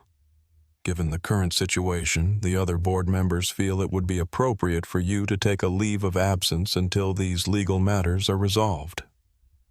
You too. Richard's voice was dangerous. After everything I've done for this airline, you're throwing me overboard because of some social media outrage. It's not just the flight incident anymore, Richard. It's the federal investigation, the stock price impact, the reputational damage. We have a responsibility to our shareholders. I am a shareholder. A major one, which is why you should understand the position we're in. This isn't personal. The hell it isn't. Richard shouted. This is all because of that self-righteous pilot. If you had just handled him quietly like I told you to, none of this would be happening. There was a pause on the line. Richard, I should inform you that this call is being recorded as part of our standard compliance procedures. Richard froze, suddenly aware of how his outburst might sound to investigators. I'll have my resignation letter to you by the end of day, he said stiffly and hung up. As he stared out his office window at the Manhattan skyline, Richard Blackwell faced an unfamiliar sensation, powerlessness. For decades, his wealth and influence had insulated him from consequences, had ensured that rules applied to others, but never to him.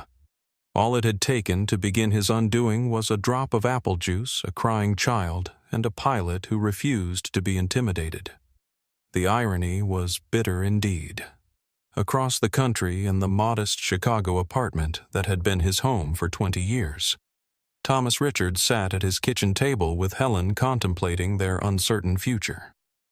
Grace thinks the wrongful termination suit could take months, maybe longer, he explained, nursing a cup of coffee. Even with all the public support, these cases move slowly. Helen covered his hand with hers. We'll be okay. We have savings, the house is mostly paid for, and I can pick up extra shifts at the hospital. Thomas nodded, though the weight of their situation wasn't lost on him. At 50, starting over in a new career wouldn't be easy. The airline industry operated like a small village, word traveled fast, and he had made a very powerful enemy. I keep thinking about Lily Jackson, he said after a moment. That little girl who was crying in her father's arms. I wonder if she knows that she helped set all this in motion. Children often do, Helen replied. They see the world as it should be, not as powerful people have arranged it for their own benefit. Thomas's phone buzzed with a text message from Sophia Rodriguez. Just resigned from the airline. They were trying to force me to change my testimony about what happened on the flight. Couldn't do it. Some things matter more than a job. He showed the message to Helen, who shook her head sadly. Another casualty. No, Thomas corrected her. Another person choosing principle over expediency. There's a difference.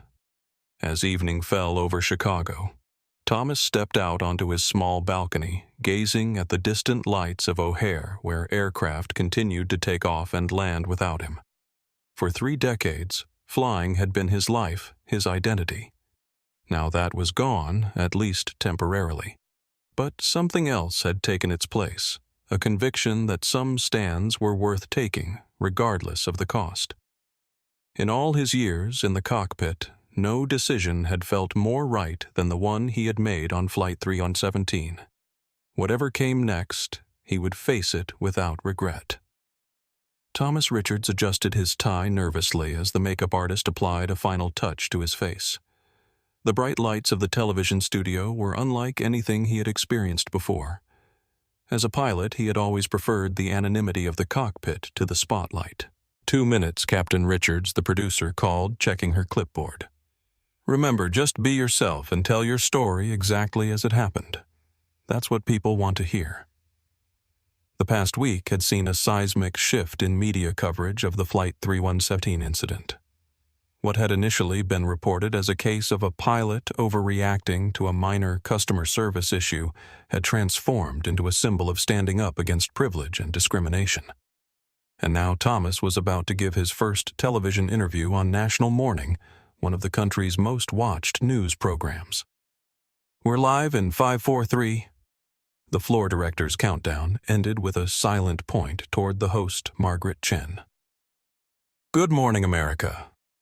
Today we're joined by Captain Thomas Richards, the airline pilot who found himself at the center of controversy after removing a board member's wife from a flight for racially harassing another passenger.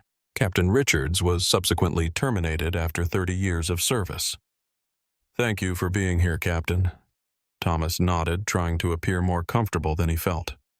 Thank you for having me, Margaret. Let's start at the beginning. Walk us through what happened on Flight 317. Thomas recounted the events clearly and factually, avoiding embellishment or emotional language. He described Vanessa Blackwell's behavior, Lily's tears, Dr. Jackson's dignity under pressure, and his own decision-making process. When Mrs. Blackwell refused to apologize for her behavior, I had a choice to make. He explained. I could either uphold the standards of conduct that are supposed to apply to everyone on my aircraft, or I could make an exception because of who she was married to. And you chose to uphold the standards knowing it could cost you your job. In that moment, I wasn't thinking about my job. I was thinking about that little girl crying in her father's arms, and about what message I would be sending if I allowed that kind of behavior to go unchallenged. Margaret leaned forward. Since your termination, we've learned that your record was spotless 30 years without a single disciplinary issue. How did it feel to lose your career over this incident? Thomas paused, considering his words carefully. It felt unjust. But I've never regretted the decision. Some principles are worth standing for even at great personal cost. We should note that the airline has released a statement saying your termination was about failure to follow protocol rather than the specific incident with Mrs. Blackwell. How do you respond to that? I'd point out that removing disruptive passengers who engage in discriminatory behavior is explicitly part of protocol. It's in the airline's own code of conduct. The only protocol I've violated was the unwritten one that powerful people are immune from consequences. The interview continued for 20 minutes with Thomas answering questions with the same calm authority he had displayed in the cockpit for decades. By the time it concluded, social media was erupting with support, the hashtag #ICaptainRichards trending again. In London, Dr. Elijah Jackson watched the interview on his tablet while taking a break between surgeries. Seeing Thomas articulate what had happened with such clarity brought back the mix of emotions he had felt that day, the humiliation, the anger, and then the profound gratitude when Thomas had stood up for him and Lily. He texted a simple message to Thomas. "Thank you for continuing to tell the truth. Lily and I are forever grateful." The interview marked a turning point in public perception. Throughout the day, other news outlets picked up the story, many conducting their own investigations into the incident and the Blackwells' history. By evening, a financial news network was running a special report titled "The Blackwell Empire Built on Sand." The program detailed not only the flight incident, but also the expanding federal investigation into Blackwell Enterprises, featuring interviews with financial experts and former employees. What began as a confrontation on an airplane has exposed what appears to be years of questionable business practices, the anchor explained. Federal investigators are now examining allegations of securities fraud, market manipulation, and financial misreporting that could amount to billions in investor damages. In her judicial chambers, Judge Elena Vasquez watched the coverage with interest. The public spotlight on Blackwell was accomplishing what years of quiet investigation had struggled to achieve. It was breaking the wall of silence around his operations. "Judge, you should see this," her clerk said, bringing in a tablet. On it was a video of Richard Blackwell leaving a restaurant surrounded by reporters. When asked about the allegations against him, Blackwell lost his composure. "This is a witch hunt," he shouted, pointing aggressively at the cameras. "That pilot had no right to humiliate my wife. He deserved to be fired, and I'd do it again." When pressed about the federal investigation, Blackwell's response was even more damaging. "The government has been after me for years because I'm successful. They can't stand to see someone win in this country anymore." Elena shook her head. "His lawyers must be having heart attacks right now." The clerk nodded. "There's more. 3 major investors in Blackwell Enterprises announced they're pulling out, and the stock dropped another 15% today." The unraveling continued throughout the week. Former colleagues of Thomas from the Air Force and the airline industry came forward to attest to his character and professionalism. One retired captain told a story about Thomas diverting a transatlantic flight to save a passenger suffering a heart attack despite the significant cost and disruption. "That's who Thomas Richards is," the former colleague explained. "Someone who does the right thing regardless of convenience or cost." Even James Wilson, Thomas's first officer on the fateful flight, seemed to be having second thoughts about his testimony. In a brief statement to reporters, he appeared uncomfortable and evasive. "Captain Richards made a judgment call in a difficult situation," he said. "While I might have handled it differently, I can't say he was wrong." The tide of public opinion had shifted so dramatically that the airline found itself in an increasingly untenable position. Their initial statement supporting Thomas's termination was now being scrutinized and ridiculed on social media. Aviation industry publications were questioning whether the airline had sacrificed safety and ethical standards to appease a powerful board member. In the corporate offices of the airline, executives were in crisis mode. The CEO paced the conference room where the leadership team had been meeting for hours. "Our position is becoming unsustainable," the chief legal officer admitted. Richards's interview was devastating, calm, professional, and directly contradicting our narrative about protocol violations. The public clearly sees him as the hero in this story, and now we have passengers from the flight coming forward to corroborate his account, the PR director added. 7 so far, all with consistent stories about Mrs. Blackwell's behavior. The CEO stopped pacing. What are our options?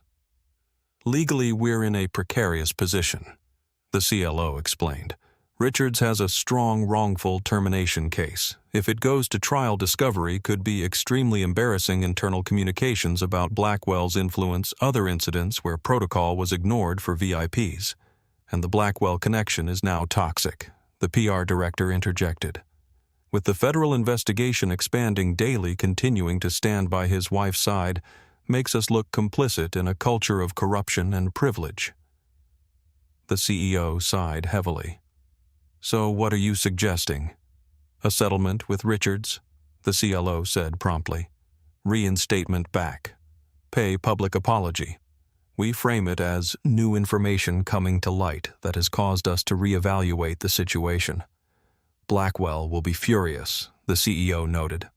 Blackwell is fighting for his survival right now, the PR director pointed out. He no longer has the leverage he once did. And frankly, sir, his board seat is almost certainly forfeit regardless. We can't afford to go down with his ship. As media coverage continued to evolve, Thomas Richards found himself in an unexpected position as a symbol of moral courage in the face of power and privilege. Letters and emails poured in from people sharing their own experiences of standing up against discrimination, often at personal cost.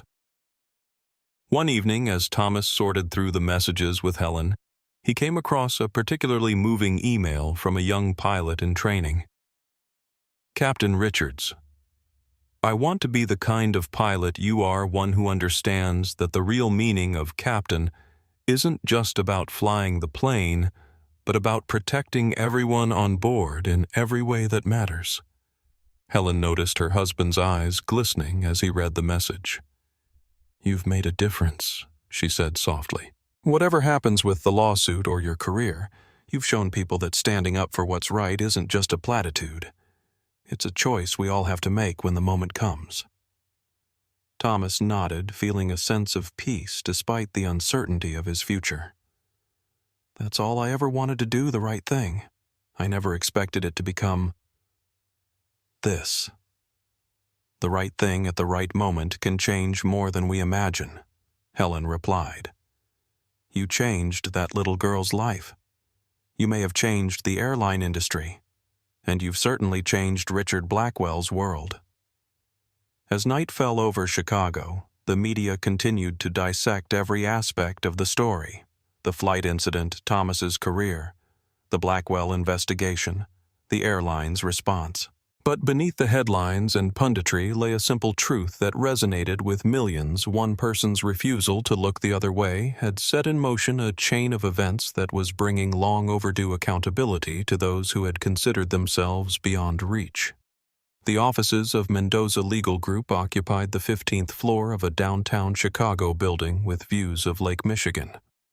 Grace Mendoza had built her reputation defending employees against corporate giants, but even she had never handled a case that had captured public attention like Thomas Richards versus Atlantic Global Airlines. The settlement offer came in this morning, Grace announced, placing a document on the conference table where Thomas sat with Helen. They're getting nervous. Thomas adjusted his reading glasses and studied the proposal. Reinstatement as captain with full seniority. Back pay from the date of termination and a public statement acknowledging that my actions were consistent with airline policy regarding passenger conduct. It's a good offer, Grace observed. Better than I expected at this stage. Thomas looked up. What about the NDA? Grace nodded, having anticipated this question. Standard confidentiality clause. You wouldn't be able to discuss the terms of the settlement or make disparaging comments about the airline. So they want me back in the cockpit, but silent about why I was removed from it in the first place. That's typically how these settlements work, Grace explained. They're willing to make things right financially and professionally, but they want to control the narrative going forward. Helen squeezed her husband's hand. What are you thinking? Thomas removed his glasses, rubbing the bridge of his nose. I'm thinking that this was never about getting my job back. It was about standing up for what's right. How does accepting this settlement and then staying silent about what happened serve that principle? Grace leaned forward. Thomas, I understand your hesitation, but consider what you've already accomplished. The story is out there. Millions have seen the videos, read the articles, heard your interview. The airline is clearly acknowledging they were wrong, even if they're not saying it explicitly. And you'd be back doing what you love. Thomas stood and walked to the window, gazing out at the lake. What about Dr. Jackson and Lily? What message does it send to them if I take the money and go quiet? You could still maintain personal relationships, Grace pointed out. The NDA covers public statements, not private ones. Thomas turned back to face them. And what about all those people who've written to me saying that my stand inspired them, the young pilots who said they want to follow my example? Helen joined him at the window. Maybe the example isn't just about refusing to back down. Maybe sometimes it's also about knowing when you've made your point and can move forward. As they deliberated, Grace's assistant knocked and entered. Excuse me, but there's a Judge Vasquez on the line. She says it's important. Grace frowned. Elena Vasquez, the federal judge handling the Blackwell investigation. She took the call on speakerphone. Judge Vasquez, this is Grace Mendoza with Thomas Richards present. Thank you for taking my call. The judge's voice was clear and authoritative. Captain Richards, I wanted to speak with you directly. My office has been following your case closely as it intersects with our investigation into Blackwell Enterprises. I understand, Your Honor, Thomas replied. I've received information that the airline has offered you a settlement. While I cannot advise you on whether to accept it, I want you to be aware that we've issued subpoenas for testimony from all key figures involved in the Flight 317 incident. Regardless of any private settlement, we will need your testimony for our case against Richard Blackwell. Thomas and Grace exchanged glances. What exactly are you investigating? Judge Grace asked carefully. Beyond the financial fraud allegations that are already public, we've uncovered evidence suggesting that Richard Blackwell has a history of using his position to influence company policies and practices in ways that may constitute corporate governance violations. Your incident appears to be part of a pattern, I see, Thomas said. And my testimony would be about my direct interactions with Blackwell during the flight incident. Yes, and any subsequent communications or actions that might demonstrate how he wielded his influence to affect your employment status. After the call ended, Thomas sat heavily in his chair. So, even if I settle with the airline, this isn't over. It's bigger than just your termination now, Grace confirmed. The Blackwell investigation has expanded and your experience has become evidence in a federal case. Before Thomas could respond, Grace's phone chimed with a news alert. She checked it and her eyes widened. You need to see this. She turned her tablet toward them, displaying a breaking news headline, FBI raids Blackwell Enterprises headquarters in fraud investigation. The article detailed how federal agents had entered Blackwell's New York offices with search warrants, removing boxes of documents and electronic devices. Photos showed stone-faced agents escorting employees from the building while news helicopters captured the scene from above. This is unprecedented, Grace murmured. They must have substantial evidence to take such a public action against a company of this size. Thomas stared at the images, a complex mix of emotions washing over him. He had never set out to bring down Richard Blackwell or his company. He had simply refused to allow racial harassment on his aircraft. Yet that single decision had seemingly triggered a cascade of consequences that were still unfolding. I need to think about the settlement offer, Thomas said finally. This changes things. Meanwhile, in the federal courthouse, Judge Elena Vasquez was reviewing the preliminary findings from the Blackwell raid with prosecutors. The documents corroborate Foster's allegations, the lead prosecutor explained. "We found evidence of systematic financial manipulation dating back at least 8 years. But there's more. We've also uncovered communications suggesting Blackwell regularly used his board positions to override normal corporate governance procedures, including pressuring the airline to terminate Captain Richards, Elena surmised." "Exactly. We have emails between Blackwell and the airline CEO that explicitly discuss using Richards as an example to maintain Blackwell's influence over operational decisions." Elena removed her glasses. "This has evolved far beyond one incident on an aircraft." "It has." Blackwell appears to have operated for years with the belief that his wealth and connections placed him above ordinary accountability. Captain Richards may have been the first person to successfully challenge that assumption. As the legal machinery continued to advance, Thomas and Helen returned home to find an unexpected visitor waiting on their porch, Dr. Elijah Jackson, who had flown in from London for a medical conference. "Dr. Jackson," Thomas said, surprised. "I didn't realize you were in Chicago." Elijah stood extending his hand. "I apologize for coming unannounced. I tried calling, but with the time difference." "Please come in," Helen invited warmly. Once settled in the living room, Elijah got straight to the point. "I've been following everything that's happened. The airline terminating you, the Blackwell investigation, all of it. I needed to tell you in person how sorry I am that standing up for Lily and me has cost you so much."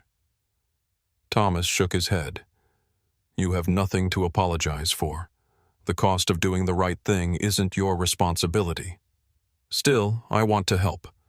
I've provided a detailed statement to your attorney about what happened on the flight. I'm also willing to testify if needed. And..." He reached into his briefcase and withdrew a folder. "Lily insisted I bring you these." Inside were more of Lily's drawings, colorful depictions of airplanes' pilots, and one particularly touching image of a tall figure in a captain's uniform standing protectively beside a small girl with braids. "She talks about you all the time," Elijah said softly. "The captain who wasn't afraid of the mean lady. You've become something of a hero to her." Thomas felt a lump in his throat. "How is she adjusting to London?" "Better now. The first few weeks were difficult, but children are resilient. She's making friends at her new school." Elijah hesitated, then added, "I've been teaching her about courage, that it isn't about never being afraid, but about doing what's right even when you are afraid. You've given her a powerful example of that." As they continued talking, the television in the corner broadcast another update about the Blackwell investigation. The camera showed Richard Blackwell leaving his attorney's office, surrounded by reporters, shouting questions. His face was tight with barely controlled fury. "Sometimes I wonder if all this would have happened eventually, even without the flight incident," Elijah mused watching the footage. "People like Blackwell often believe they're untouchable until suddenly they're not." Perhaps Thomas agreed. But it took someone like Cameron Foster with specific knowledge to connect the dots. Without the flight incident bringing attention to the Blackwells, would his allegations have gained the same traction?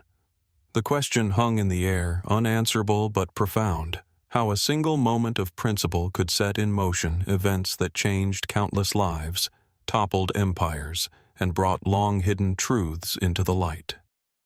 As the evening progressed, Thomas found himself reconsidering the settlement offer.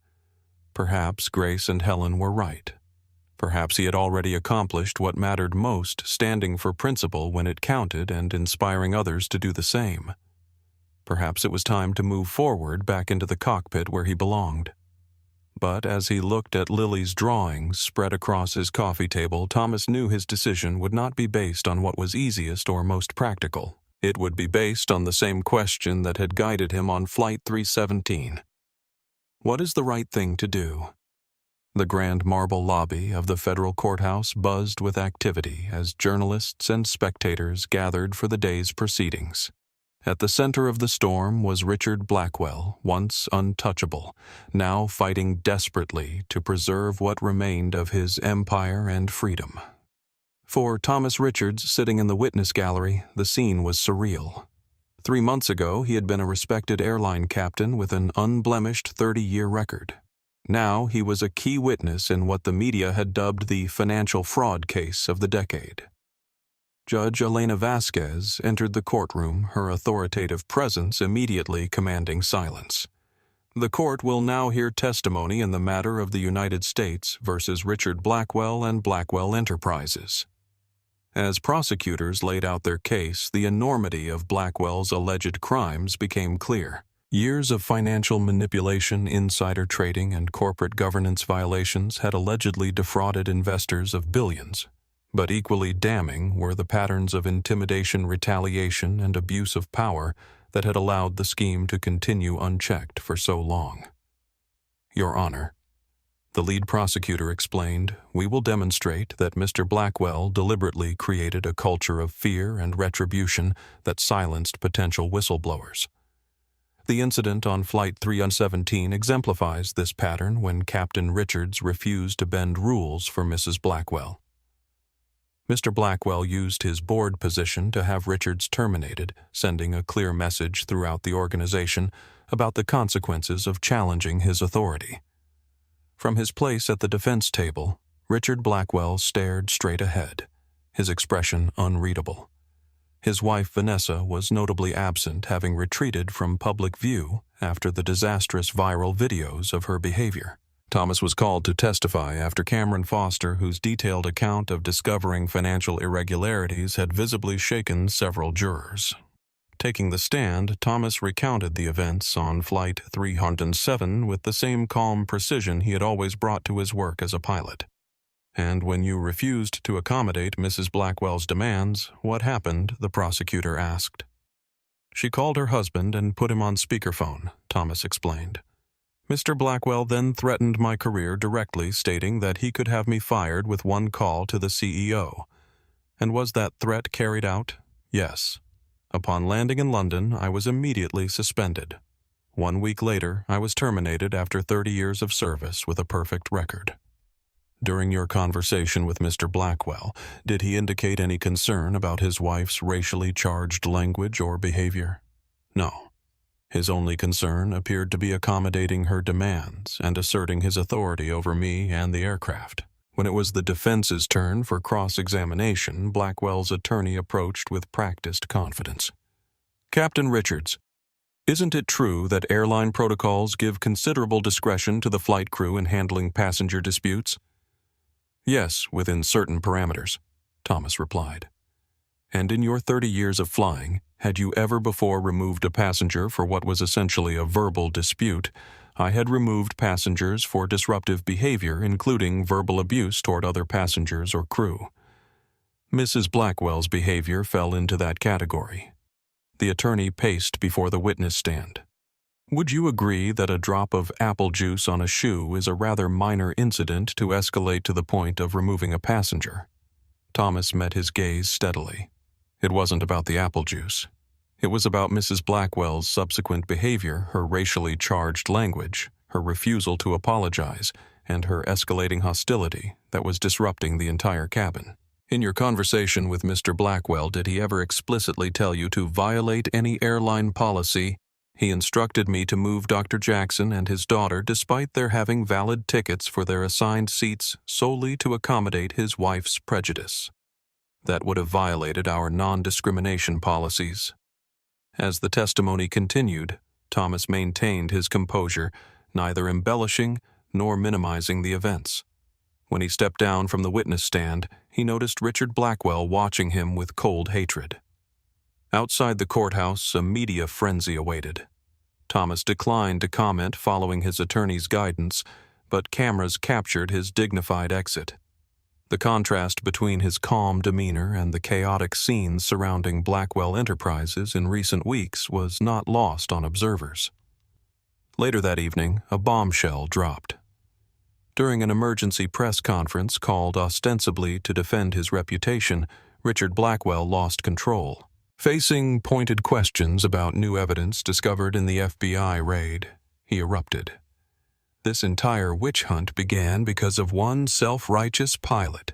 He shouted, jabbing his finger toward the cameras. Richards thinks he's some kind of hero for humiliating my wife, but he's just a pawn being used by my competitors and enemies in the government who've been trying to destroy me for years. When a reporter asked about the racial component of the original incident, Blackwell's composure shattered completely. My wife was upset about her shoes. That doesn't make her racist. That pilot had no right to embarrass her in front of an entire plane full of people. If I still had my board seat, I'd fire him all over again. The meltdown continued for several excruciating minutes before Blackwell's attorneys managed to usher him away from the microphones. But the damage was done.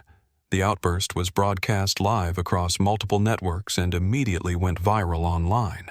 In Judge Vasquez's chambers, the prosecutor couldn't contain a grim smile as they reviewed the footage.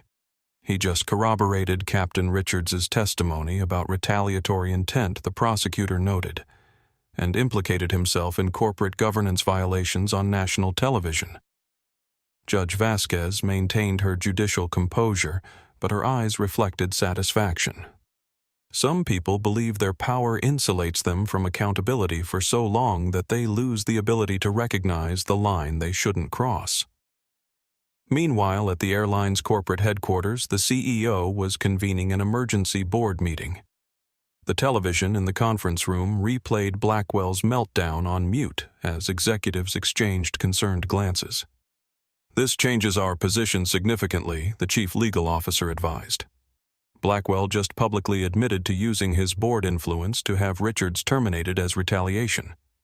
That's textbook wrongful termination. "And he did it right in the middle of our settlement negotiations," the CEO added, rubbing his temples. "Richards's attorney will use this to demand much more favorable terms. Sir, I think we need to consider more than just the legal implications," the newly appointed chief ethics officer interjected. "This is a defining moment for our corporate culture. How we respond will send a message to every employee about whether we truly value integrity or simply bow to power and influence." The CEO nodded slowly. "Draft a new proposal. Full reinstatement, back pay, a public apology that specifically acknowledges Richards acted in accordance with our values and policies, and no NDA. No confidentiality clause," the CLO asked, surprised. "That's unusual." "So is having a board member publicly admit to forcing us to fire a captain for enforcing our own anti-discrimination policies," the CEO replied. "It's time we stood on the right side of this situation regardless of the short-term costs." Back in his Chicago home, Thomas watched the Blackwell meltdown with Helen. Both of them stunned by the self-inflicted damage. He just can't accept that someone stood up to him and won, Helen observed. Even now, with everything crumbling around him, he still thinks the real problem was your refusal to accommodate his wife's entitlement. Thomas's phone rang. It was Grace Mendoza. "Thomas, you're not going to believe this. The airline just withdrew their original settlement offer and replaced it with something much better. Full reinstatement, back pay, public apology, and no NDA.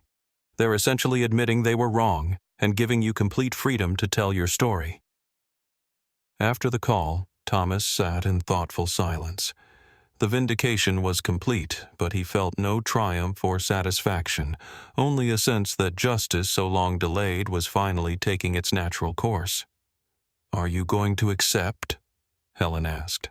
"I think so," Thomas replied. "Not for the money or the job, though I do miss flying, but because accepting sends a message, too, that standing up for what's right doesn't have to be a one-way ticket to martyrdom. Sometimes principles and practicality can align." The next day, as Thomas prepared to meet with Grace to finalize the settlement acceptance, breaking news alerts flooded in. The FBI had raided Blackwell's personal residences in New York, Miami, and the Hamptons, escalating the investigation to new heights. Hours later, in a move that shocked even seasoned financial analysts, major investors in Blackwell Enterprises announced they were withdrawing support. The company's stock plummeted, trading was temporarily halted, and rumors of bankruptcy filings began circulating. The empire that Richard Blackwell had built through intimidation, financial manipulation, and the belief that rules didn't apply to him was collapsing at breathtaking speed. All because he couldn't accept that a pilot had drawn a line and refused to cross it. As Thomas signed the settlement papers in Grace's office, he reflected on the strange journey that had brought him to this point. A minor incident on an aircraft had exposed fault lines of power privilege and accountability that ran far deeper than anyone could have imagined. "It's official," Grace said, gathering the documents. "You're reinstated effective immediately with full seniority and back pay. The airline's public statement will be released this afternoon." "Thank you for everything," Thomas said sincerely. "I should be thanking you," Grace replied.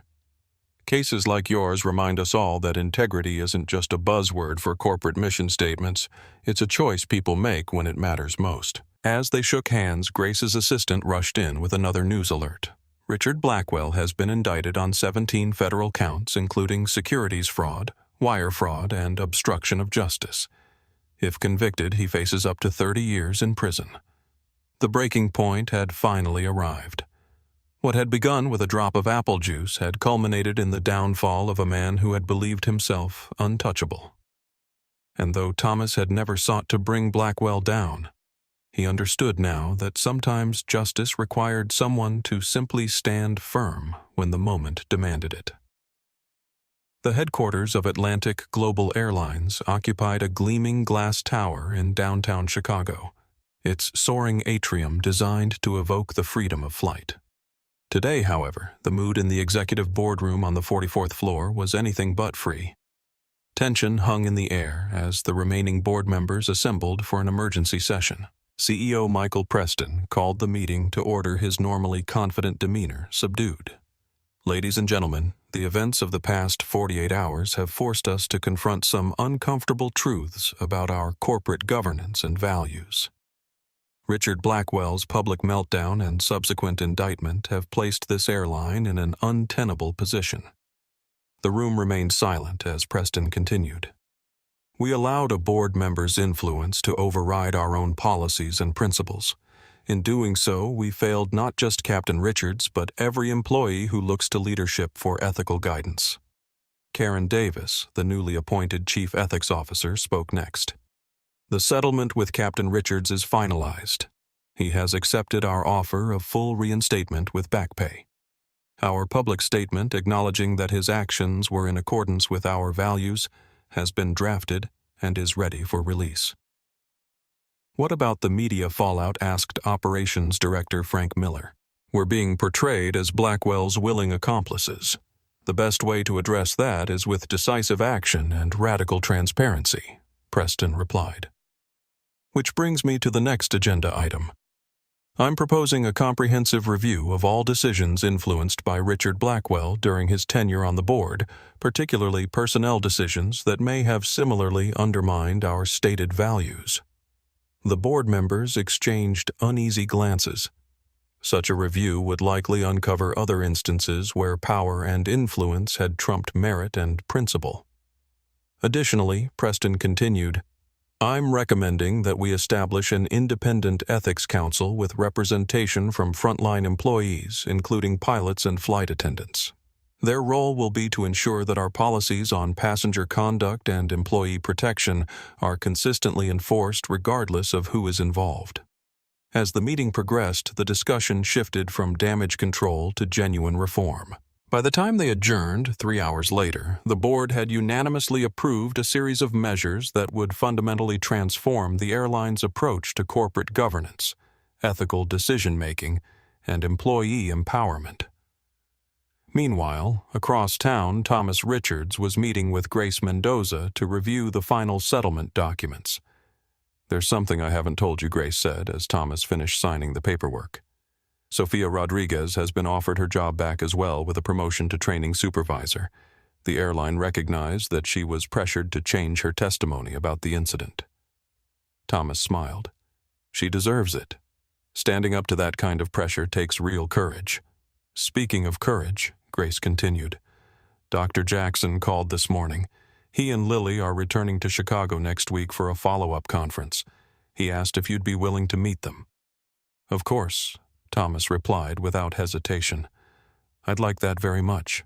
Later that afternoon, Thomas drove to the Flight Operations Center at O'Hare, where he would begin the process of recertification before returning to active flying status.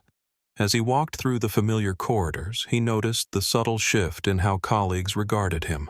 Nods of respect, handshakes offered with genuine warmth, whispered words of support. In the pilot's briefing room, he encountered James Wilson for the first time since the disciplinary hearing. The younger pilot froze when he saw Thomas, conflict evident in his expression. Captain Richards. James acknowledged stiffly. I heard about your reinstatement. First Officer Wilson, Thomas replied evenly. An uncomfortable silence stretched between them. Finally, James spoke again, his voice lower. I want you to know that what I said at the hearing, I was afraid for my job, for my family's security. I understand fear, Thomas said, but understanding it doesn't make it a justification. No, it doesn't. James looked away. I've been reassigned to regional routes. Smaller aircraft, shorter flights. A demotion in all but name. Thomas studied the younger man. What will you do? Accept it. Learn from it. James met Thomas's gaze directly for the first time. Do better next time. Thomas nodded once. That's all any of us can do. He turned to leave, then paused. The real test of character isn't avoiding mistakes, James. It's what you do after you make them. As Thomas continued through the operations center, he was stopped by the chief pilot, David Anderson. Welcome back, Thomas Anderson said, extending his hand.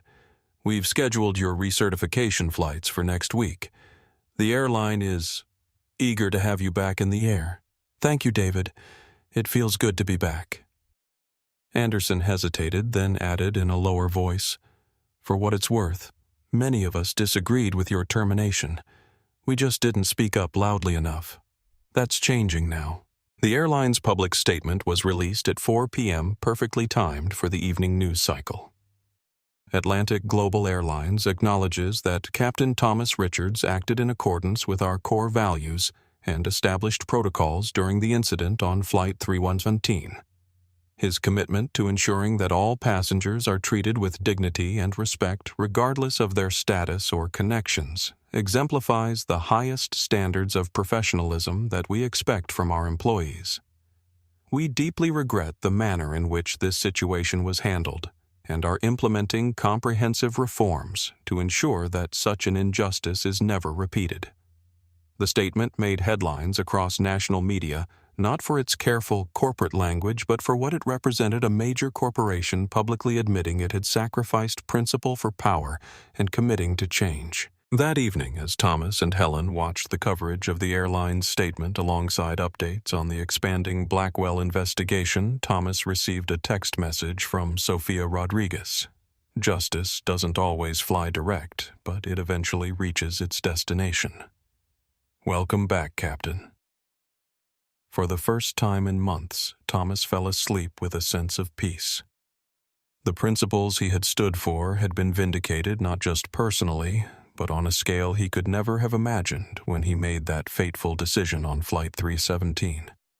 As he drifted off, he found himself thinking not of Richard Blackwell's downfall or his own reinstatement, but of a little girl's drawing of a pilot standing tall, protecting those in his care, the simplest and most profound understanding of what his job had always truly been about. 6 months after Thomas Richards's reinstatement, the changes at Atlantic Global Airlines had extended far beyond a single captain's return to the cockpit. The airline had emerged from the Blackwell scandal transformed not just in policy, but in culture. Thomas stood before a group of 30 new flight attendants in the company's training facility. Behind him, a presentation slide displayed the airline's revised passenger conduct policy. The authority you're granted isn't arbitrary, Thomas explained to the attentive trainees. It's rooted in a fundamental principle: every person on that aircraft deserves to be treated with dignity and respect. Your job isn't just to serve drinks and demonstrate safety features. It's to help maintain an environment where that principle is upheld. At the back of the room, Sofia Rodriguez watched with quiet satisfaction. In her new role as training supervisor, she had personally requested that Thomas be involved in developing the airline's enhanced anti-discrimination protocols. "Captain Richards speaks from experience," Sofia added, stepping forward. 6 months ago, he lost his job for enforcing these exact principles. Today, those same principles are being woven into the fabric of our company culture.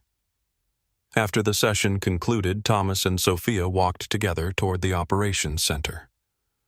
"The new hires are impressive," Thomas observed. "More diverse than I can remember seeing before. The airline has been very deliberate about broadening its recruitment strategies," Sofia replied. "And applications have increased significantly since the policy changes were publicized. People want to work for a company that stands for something." At the operations center, they parted ways, Sofia to her next training session, Thomas to prepare for his afternoon flight to London. The route held special significance for him, now being the same one where the confrontation with Vanessa Blackwell had occurred.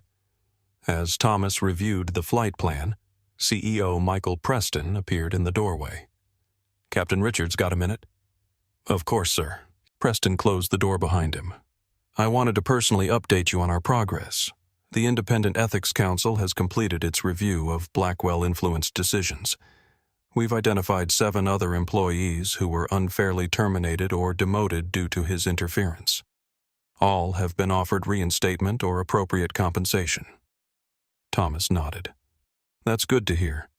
Additionally, our new board members have unanimously approved the Richards Protocol, a formal procedure ensuring that no passenger, regardless of status, is exempt from our conduct policies."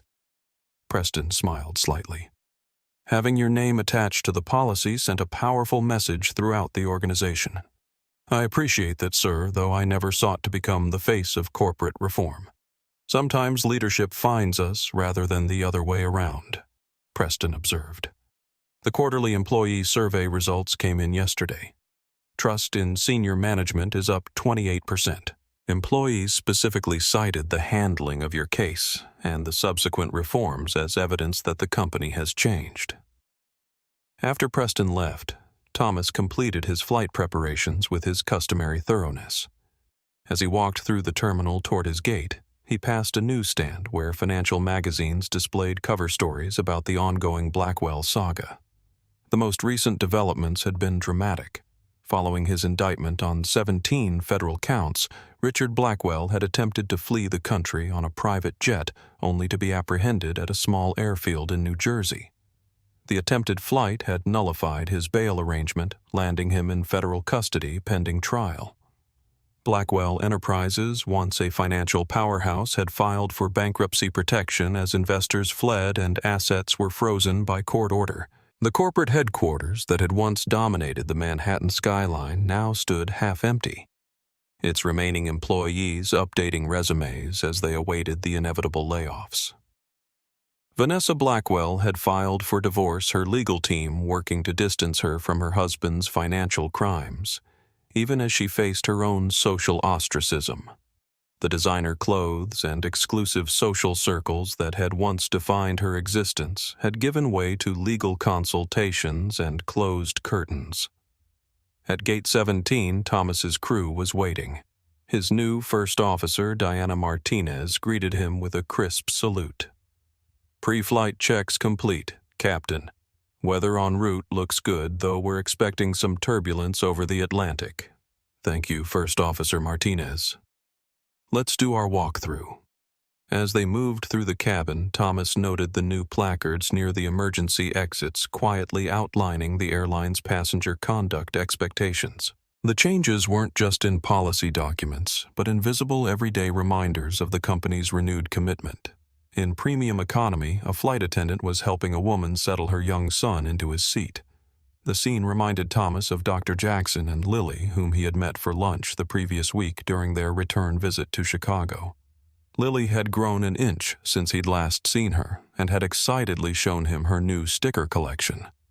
More significantly, she had approached him without the shyness she had displayed on the flight, clearly no longer associating authority figures with the fear she had experienced during the confrontation with Vanessa Blackwell. "She talks about you all the time," Dr. Jackson had confided while Lily was distracted with dessert. "Her teacher told me she wrote a story for class about the brave captain who wasn't afraid of mean people. You've become something of a legend in our household." The memory warmed Thomas as he completed his cabin walkthrough. By standing firm in that moment months ago, he had not only enforced a policy, but had shown a child that adults could and should protect each other from cruelty and injustice. As passengers boarded, Thomas stood at the cockpit door, greeting them with the same dignified professionalism he had always brought to his role. Some recognized him. He had become something of a public figure since the incident, but most simply saw their captain a reassuring presence as they prepared for the journey across the ocean. In the months since his reinstatement, Thomas had received hundreds of messages from fellow airline employees, passengers, and even strangers who had been moved by his stand. Some shared their own stories of facing discrimination. Others expressed gratitude for the reminder that principles still mattered in a world that often seemed to prioritize power and profit above all else. The airline industry itself was experiencing a quiet but significant transformation. Other major carriers, watching the public response to Atlantic Global's reforms, had begun reviewing and strengthening their own policies regarding passenger conduct and employee protection. Trade publications had featured articles analyzing the Richards effect, how one captain's refusal to bend principles had triggered a wave of changes across the industry. As Thomas settled into the captain's chair for takeoff, he reflected on the strange, winding journey that had brought him to this moment. He had never sought to become a symbol or to bring down a powerful man's empire. He had simply made the choice that his conscience demanded when faced with injustice. The aircraft lifted smoothly into the Chicago sky, banking gently toward the east as it began its transatlantic journey. Below the city, spread out in a grid of lights and shadows, each point representing countless human stories unfolding in their own complex ways. Thomas engaged the autopilot once they reached cruising altitude, the familiar routine both comforting and meaningful. He was back where he belonged, not just physically in the cockpit, but spiritually aligned with the values that had guided his life and career. The transformation that had begun with a single decision on a single flight had rippled outward, touching lives and institutions in ways he could never have anticipated. But perhaps that was always the nature of principles. Their true power lay not in grand gestures, but in the quiet moments when faced with a choice between convenience and conscience. Someone chooses the more difficult but more honorable path. Exactly 1 year after the incident on Flight 317, Thomas Richards stood in the cockpit of the same Boeing 787, preparing to command the same route from Chicago to London. The symmetry wasn't lost on him as he completed his pre-flight checks with practiced precision. The airline had changed considerably in the intervening year. Following the Blackwell scandal, 3 new board members had been appointed, including a respected ethics professor and a civil rights attorney. The corporate headquarters had been renovated to feature a prominent display in the lobby highlighting the company's renewed commitment to integrity and equal treatment. Captain Richards' First Officer Martinez's voice interrupted his thoughts. "Ground crew reports were clear for boarding. Thank you, Diana. Let's get our passengers home." Thomas adjusted his uniform cap and stepped out of the cockpit to take his customary position near the aircraft entrance. It was an old-school touch that newer pilots often skipped, but Thomas believed that seeing the captain as they boarded reassured passengers and set the right tone for the flight. As the boarding process began, Thomas greeted each passenger with a nod and a brief welcome. Some recognized him, offering words of appreciation or respect. Others simply returned his greeting and continued to their seats, unaware of the significance this particular flight held for him. About halfway through the boarding process, Thomas noticed a familiar face approaching Dr. Elijah Jackson, with Lily beside him, now 8 years old, and visibly more confident than the frightened child Thomas had first encountered. Captain Richards. Lily exclaimed, her face lighting up with recognition. Thomas smiled warmly. "Well, hello there, Miss Jackson. Are you and your father traveling with us today?" Dr. Jackson extended his hand. "We're heading back to London after a conference here in Chicago. I had no idea you'd be our captain. What a remarkable coincidence." "Or perhaps not so coincidental," Thomas replied. "I specifically requested this flight when I saw the date on the schedule. 1 year ago today." Understanding dawned in Elijah's eyes. "Of course. I hadn't realized the anniversary." "Daddy says you're a hero," Lily interjected, looking up at Thomas with unabashed admiration. Thomas crouched to meet her at eye level.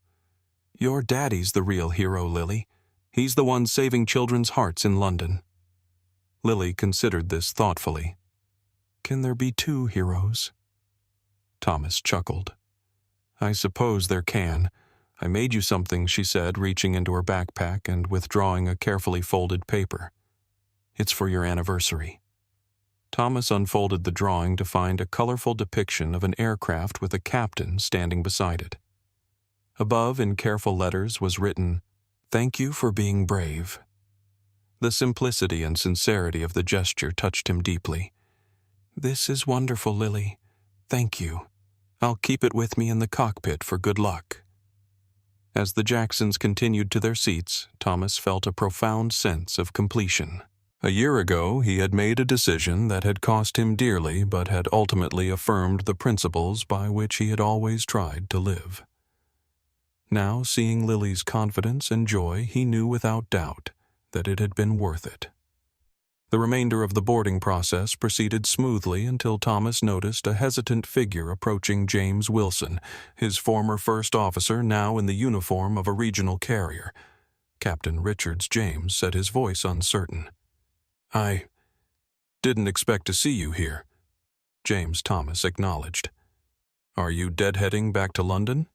"Yes, sir. Covering a staffing shortage on short notice." James shifted uncomfortably. "I've wanted to speak with you properly for some time. What I did during your hearing, I've had to live with that decision every day since." Thomas studied the younger man's face, seeing genuine remorse. "We all make choices we have to live with, James. The question is what we learn from them." "I've learned more than I can say," James replied quietly. "Watching how everything unfolded after you were fired, it changed my perspective on what matters in this profession and life, really." "Good," Thomas said simply. "That's all any of us can hope for, to keep learning to do better next time." James nodded, some of the tension leaving his shoulders. "Thank you, Captain. For what it's worth, many of us who stayed silent then have found our voices now. Your stand changed things not just at the airline, but for a lot of us personally." As James continued to his seat, Thomas reflected on how the ripples from that day had touched so many lives in different ways. His personal vindication had never been the point, but it was gratifying to see that his actions had inspired others to examine their own choices and values. Once boarding was complete, Thomas returned to the cockpit to prepare for departure. Diana had already begun the pre-flight sequence, her movements efficient and precise. "Everything all right, Captain?" she asked, noting his contemplative expression. "Just reflecting," Thomas replied. "It's been exactly 1 year since the incident that led to my termination and reinstatement." Diana nodded. "I remember following the story. It's part of why I requested a transfer to this base to fly with you specifically. What you did, it mattered to a lot of us." Thomas was touched by the admission. He hadn't realized that his actions had influenced other pilots' career decisions. As they taxied toward the runway, Thomas made his customary announcement to the passengers. His voice, warm and authoritative, filled the cabin. "Ladies and gentlemen, this is Captain Richards. We're third in line for takeoff and should be airborne in approximately 10 minutes. Our flying time to London Heathrow will be 7 hours and 15 minutes. We're expecting clear skies for most of our journey with some light turbulence as we approach the British Isles. My first officer, Diana Martinez, and I, along with our cabin crew, are committed to making your flight as comfortable and pleasant as possible. Welcome aboard Flight 317. The familiarity of the routine was comforting, but there was a deeper resonance to the words now. The commitment to passenger comfort and safety had taken on additional layers of meaning in the wake of everything that had happened. As the Boeing 787 accelerated down the runway and lifted into the evening sky, Thomas felt the familiar surge of exhilaration that had drawn him to flying 3 decades earlier. The weight and responsibility of guiding hundreds of lives safely across an ocean remained as profound as ever. But now it was complemented by an awareness of the broader impact his actions could have. Somewhere behind him in the cabin, Lily Jackson was probably watching the ascent with wonder, her father beside her. James Wilson was perhaps reflecting on his own journey of regret and growth. And countless other passengers, each with their own stories and challenges, were trusting him to deliver them safely to their destination. It was Thomas realized everything he had ever wanted from his career, not just the technical mastery of flight, but the deeper purpose of creating a space where every person was protected, respected, and valued equally. As the aircraft leveled at cruising altitude and the lights of Chicago receded behind them, Thomas checked the navigation display. Before them stretched the vast Atlantic, and beyond it London, and whatever new chapters awaited. The journey continued, both literal and metaphorical, carrying them all forward into possibilities yet unknown. 3 years after Flight 317, the ripple effects of Thomas Richards's stand continued to spread through the airline industry and beyond. What had begun as one captain's refusal to tolerate discrimination had evolved into a movement for accountability and ethical leadership that transcended its origins. Atlantic Global Airlines had transformed itself from a company scrambling to contain a PR crisis into an industry leader in corporate ethics and inclusive practices. The Richards Protocol for handling passenger conduct issues had been adopted by 5 other major carriers, standardizing the approach to discrimination incidents regardless of a passenger's status or connections. On a brisk autumn morning, Thomas stood at a podium in the airline's training center, addressing a class of new captains preparing to assume command of their own aircraft. "The stripes on your shoulders represent more than technical competence," he told them, his voice carrying the weight of experience. "They represent a commitment to protect every person on your aircraft, not just their physical safety, but their dignity as human beings." The lecture hall was filled to capacity with some attendees from other airlines participating through a newly established industry exchange program. The incident on Flight 317 had become a standard case study in leadership training, not just for pilots, but for executives across multiple industries. After the session, a young female captain approached Thomas. "Captain Richards, I just wanted to thank you. I was a first officer when the Blackwell incident happened. Watching how everything unfolded, your stand, the consequences, and ultimately the vindication, it shaped how I approach command decisions." Thomas nodded appreciatively. "The uniform gives us authority, but our actions give us moral authority. That's something no title or position can confer." Later that day, Thomas visited the newly renovated corporate headquarters, where a wall in the main lobby now displayed the company's principles of inclusive service in bold letters. Among them was a quote attributed to him, "In the air as on the ground. Dignity is not a privilege reserved for the powerful, it is a right that belongs to everyone." CEO Michael Preston met him in the lobby. The quarterly ethics compliance numbers are in Preston reported. Reported incidents of discriminatory behavior are down 60% since we implemented the new policies. More significantly, employee intervention in such incidents is up 80%. People are speaking up now rather than looking away. That's the real victory, Thomas observed. Not just policies on paper, but a culture where doing the right thing is expected and supported.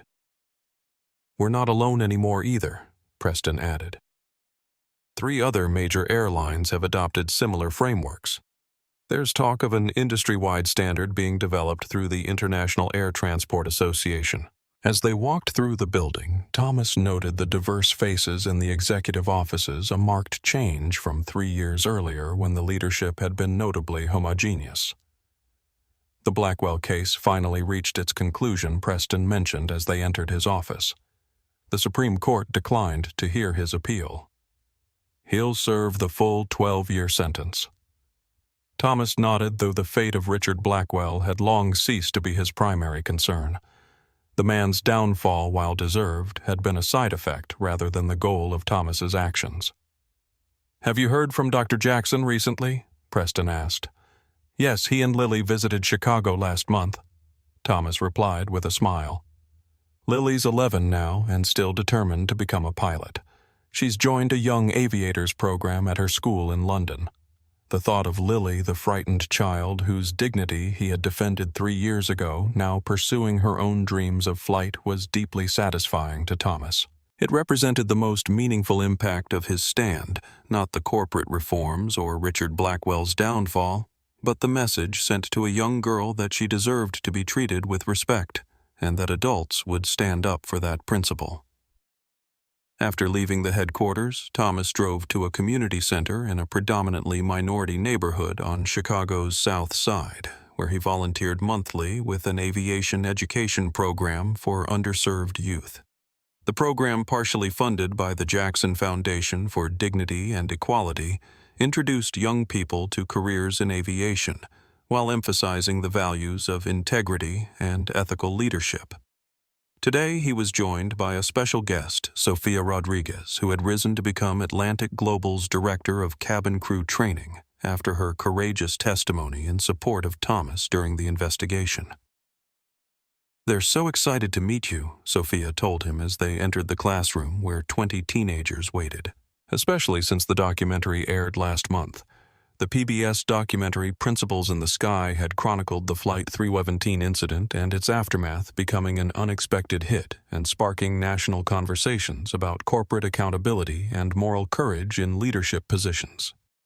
For 2 hours, Thomas and Sophia shared their experiences and answered questions from the students about flying about, standing up for what's right, and about navigating challenges in predominantly white industries. "Were you scared when you decided to kick Mrs. Blackwell off the plane?" one young woman asked. "Not scared," Thomas replied thoughtfully. "Concerned, certainly. I knew there could be consequences. But sometimes the right decision isn't the one that's best for your career. It's the one that lets you face yourself in the mirror the next morning." Afterward, as they walked to their cars, Sophia mentioned James Wilson contacted me last week. He's been recommended for a captain position at his regional airline. Thomas raised an eyebrow. After everything that happened. Apparently he's been quite vocal about the lessons he learned from the Blackwell incident. Uses his own mistakes as a teaching tool for new pilots on the importance of moral courage. Sophia paused. "People can grow, I suppose. That's what we hope for," Thomas agreed. "Not just better policies, but better people making those policies." That evening, as Thomas arrived home, he found a package waiting on his doorstep. Inside was a framed photograph of Lily Jackson sitting in the captain's seat of a flight simulator, grinning broadly beneath a borrowed captain's hat. A note from Elijah accompanied it. "She hasn't wavered in her career plans. Your impact continues. With eternal gratitude." Elijah. Thomas placed the photo on his desk beside the original drawing Lily had given him 3 years ago on the anniversary flight. The contrast between the frightened child of that first encounter and the confident young person pursuing her dreams was perhaps the most profound measure of the change that had been set in motion that day. Later, as he prepared for his flight to Tokyo the next morning, Thomas reflected on the strange winding journey that had brought him here. A single moment of principle had triggered consequences beyond anything he could have imagined. Corporate reforms, legal investigations, cultural shifts, and most meaningfully, the individual lives touched and changed along the way. He had never set out to be a symbol or to create a movement. He had simply made the choice his conscience demanded when confronted with injustice. And perhaps that was the most important lesson of all, that change often begins not with grand strategies or noble intentions, but with one person in one moment simply refusing to look away when principle is at stake. The call for dignity and respect that had been issued on Flight 3117 continued to echo, carried forward by countless others who had found their own voices and courage through his example. And while Thomas Richards had returned to the cockpit, he loved the true legacy of his stand was flying far beyond any destination he had ever charted. Welcome aboard indeed. And that's the story of Flight 3117, the day Captain Thomas Richards chose integrity over convenience and changed an entire industry in the process. When Thomas refused to allow Vanessa Blackwell's racist behavior on his aircraft, he couldn't have known that his decision would topple a corrupt financial empire, transform airline policies, and inspire countless others to find their own courage. He simply knew that in that crucial moment he had to stand for what was right. What would you have done in his position? Would you have risked your career of 30 years to defend a stranger's dignity? Or would you have looked the other way to protect your livelihood? These aren't easy questions, and there's no shame in acknowledging how difficult such choices can be. The power of Thomas's story lies not just in his initial decision, but in how that single moment of principle created ripples that continued to spread long after Flight 317 landed. One person's courage inspired others to find their voice. Dr. Jackson established a foundation. Sophia Rodriguez rose to leadership. Even James Wilson, who initially chose fear over principle, eventually found his way to a better path. Have you ever witnessed someone stand up against injustice when it would have been easier to remain silent? Maybe you've been that person yourself, facing consequences for doing what you believed was right. Share your experiences in the comments below. Your story might be exactly what someone else needs to hear today. The truth is, we may never know the full impact of our actions when we choose to stand against wrong. Thomas didn't set out to bring down Richard Blackwell or create industry-wide reforms. He simply refused to let a child be humiliated on his aircraft. Yet that decision created a chain reaction that brought long overdue accountability to those who had considered themselves beyond reach. If this story moved you, please hit that like button and share it with someone who needs a reminder that one person's principles can still matter in today's world. Subscribe to our channel for more powerful true stories of justice served and lives transformed.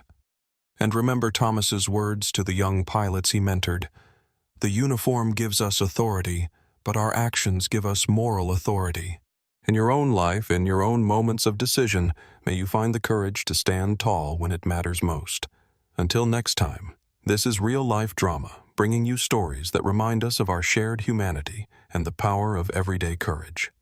Don't forget to hit that like button, share this video with someone who needs to hear this powerful message, and click the notification bell so you never miss our next inspiring story.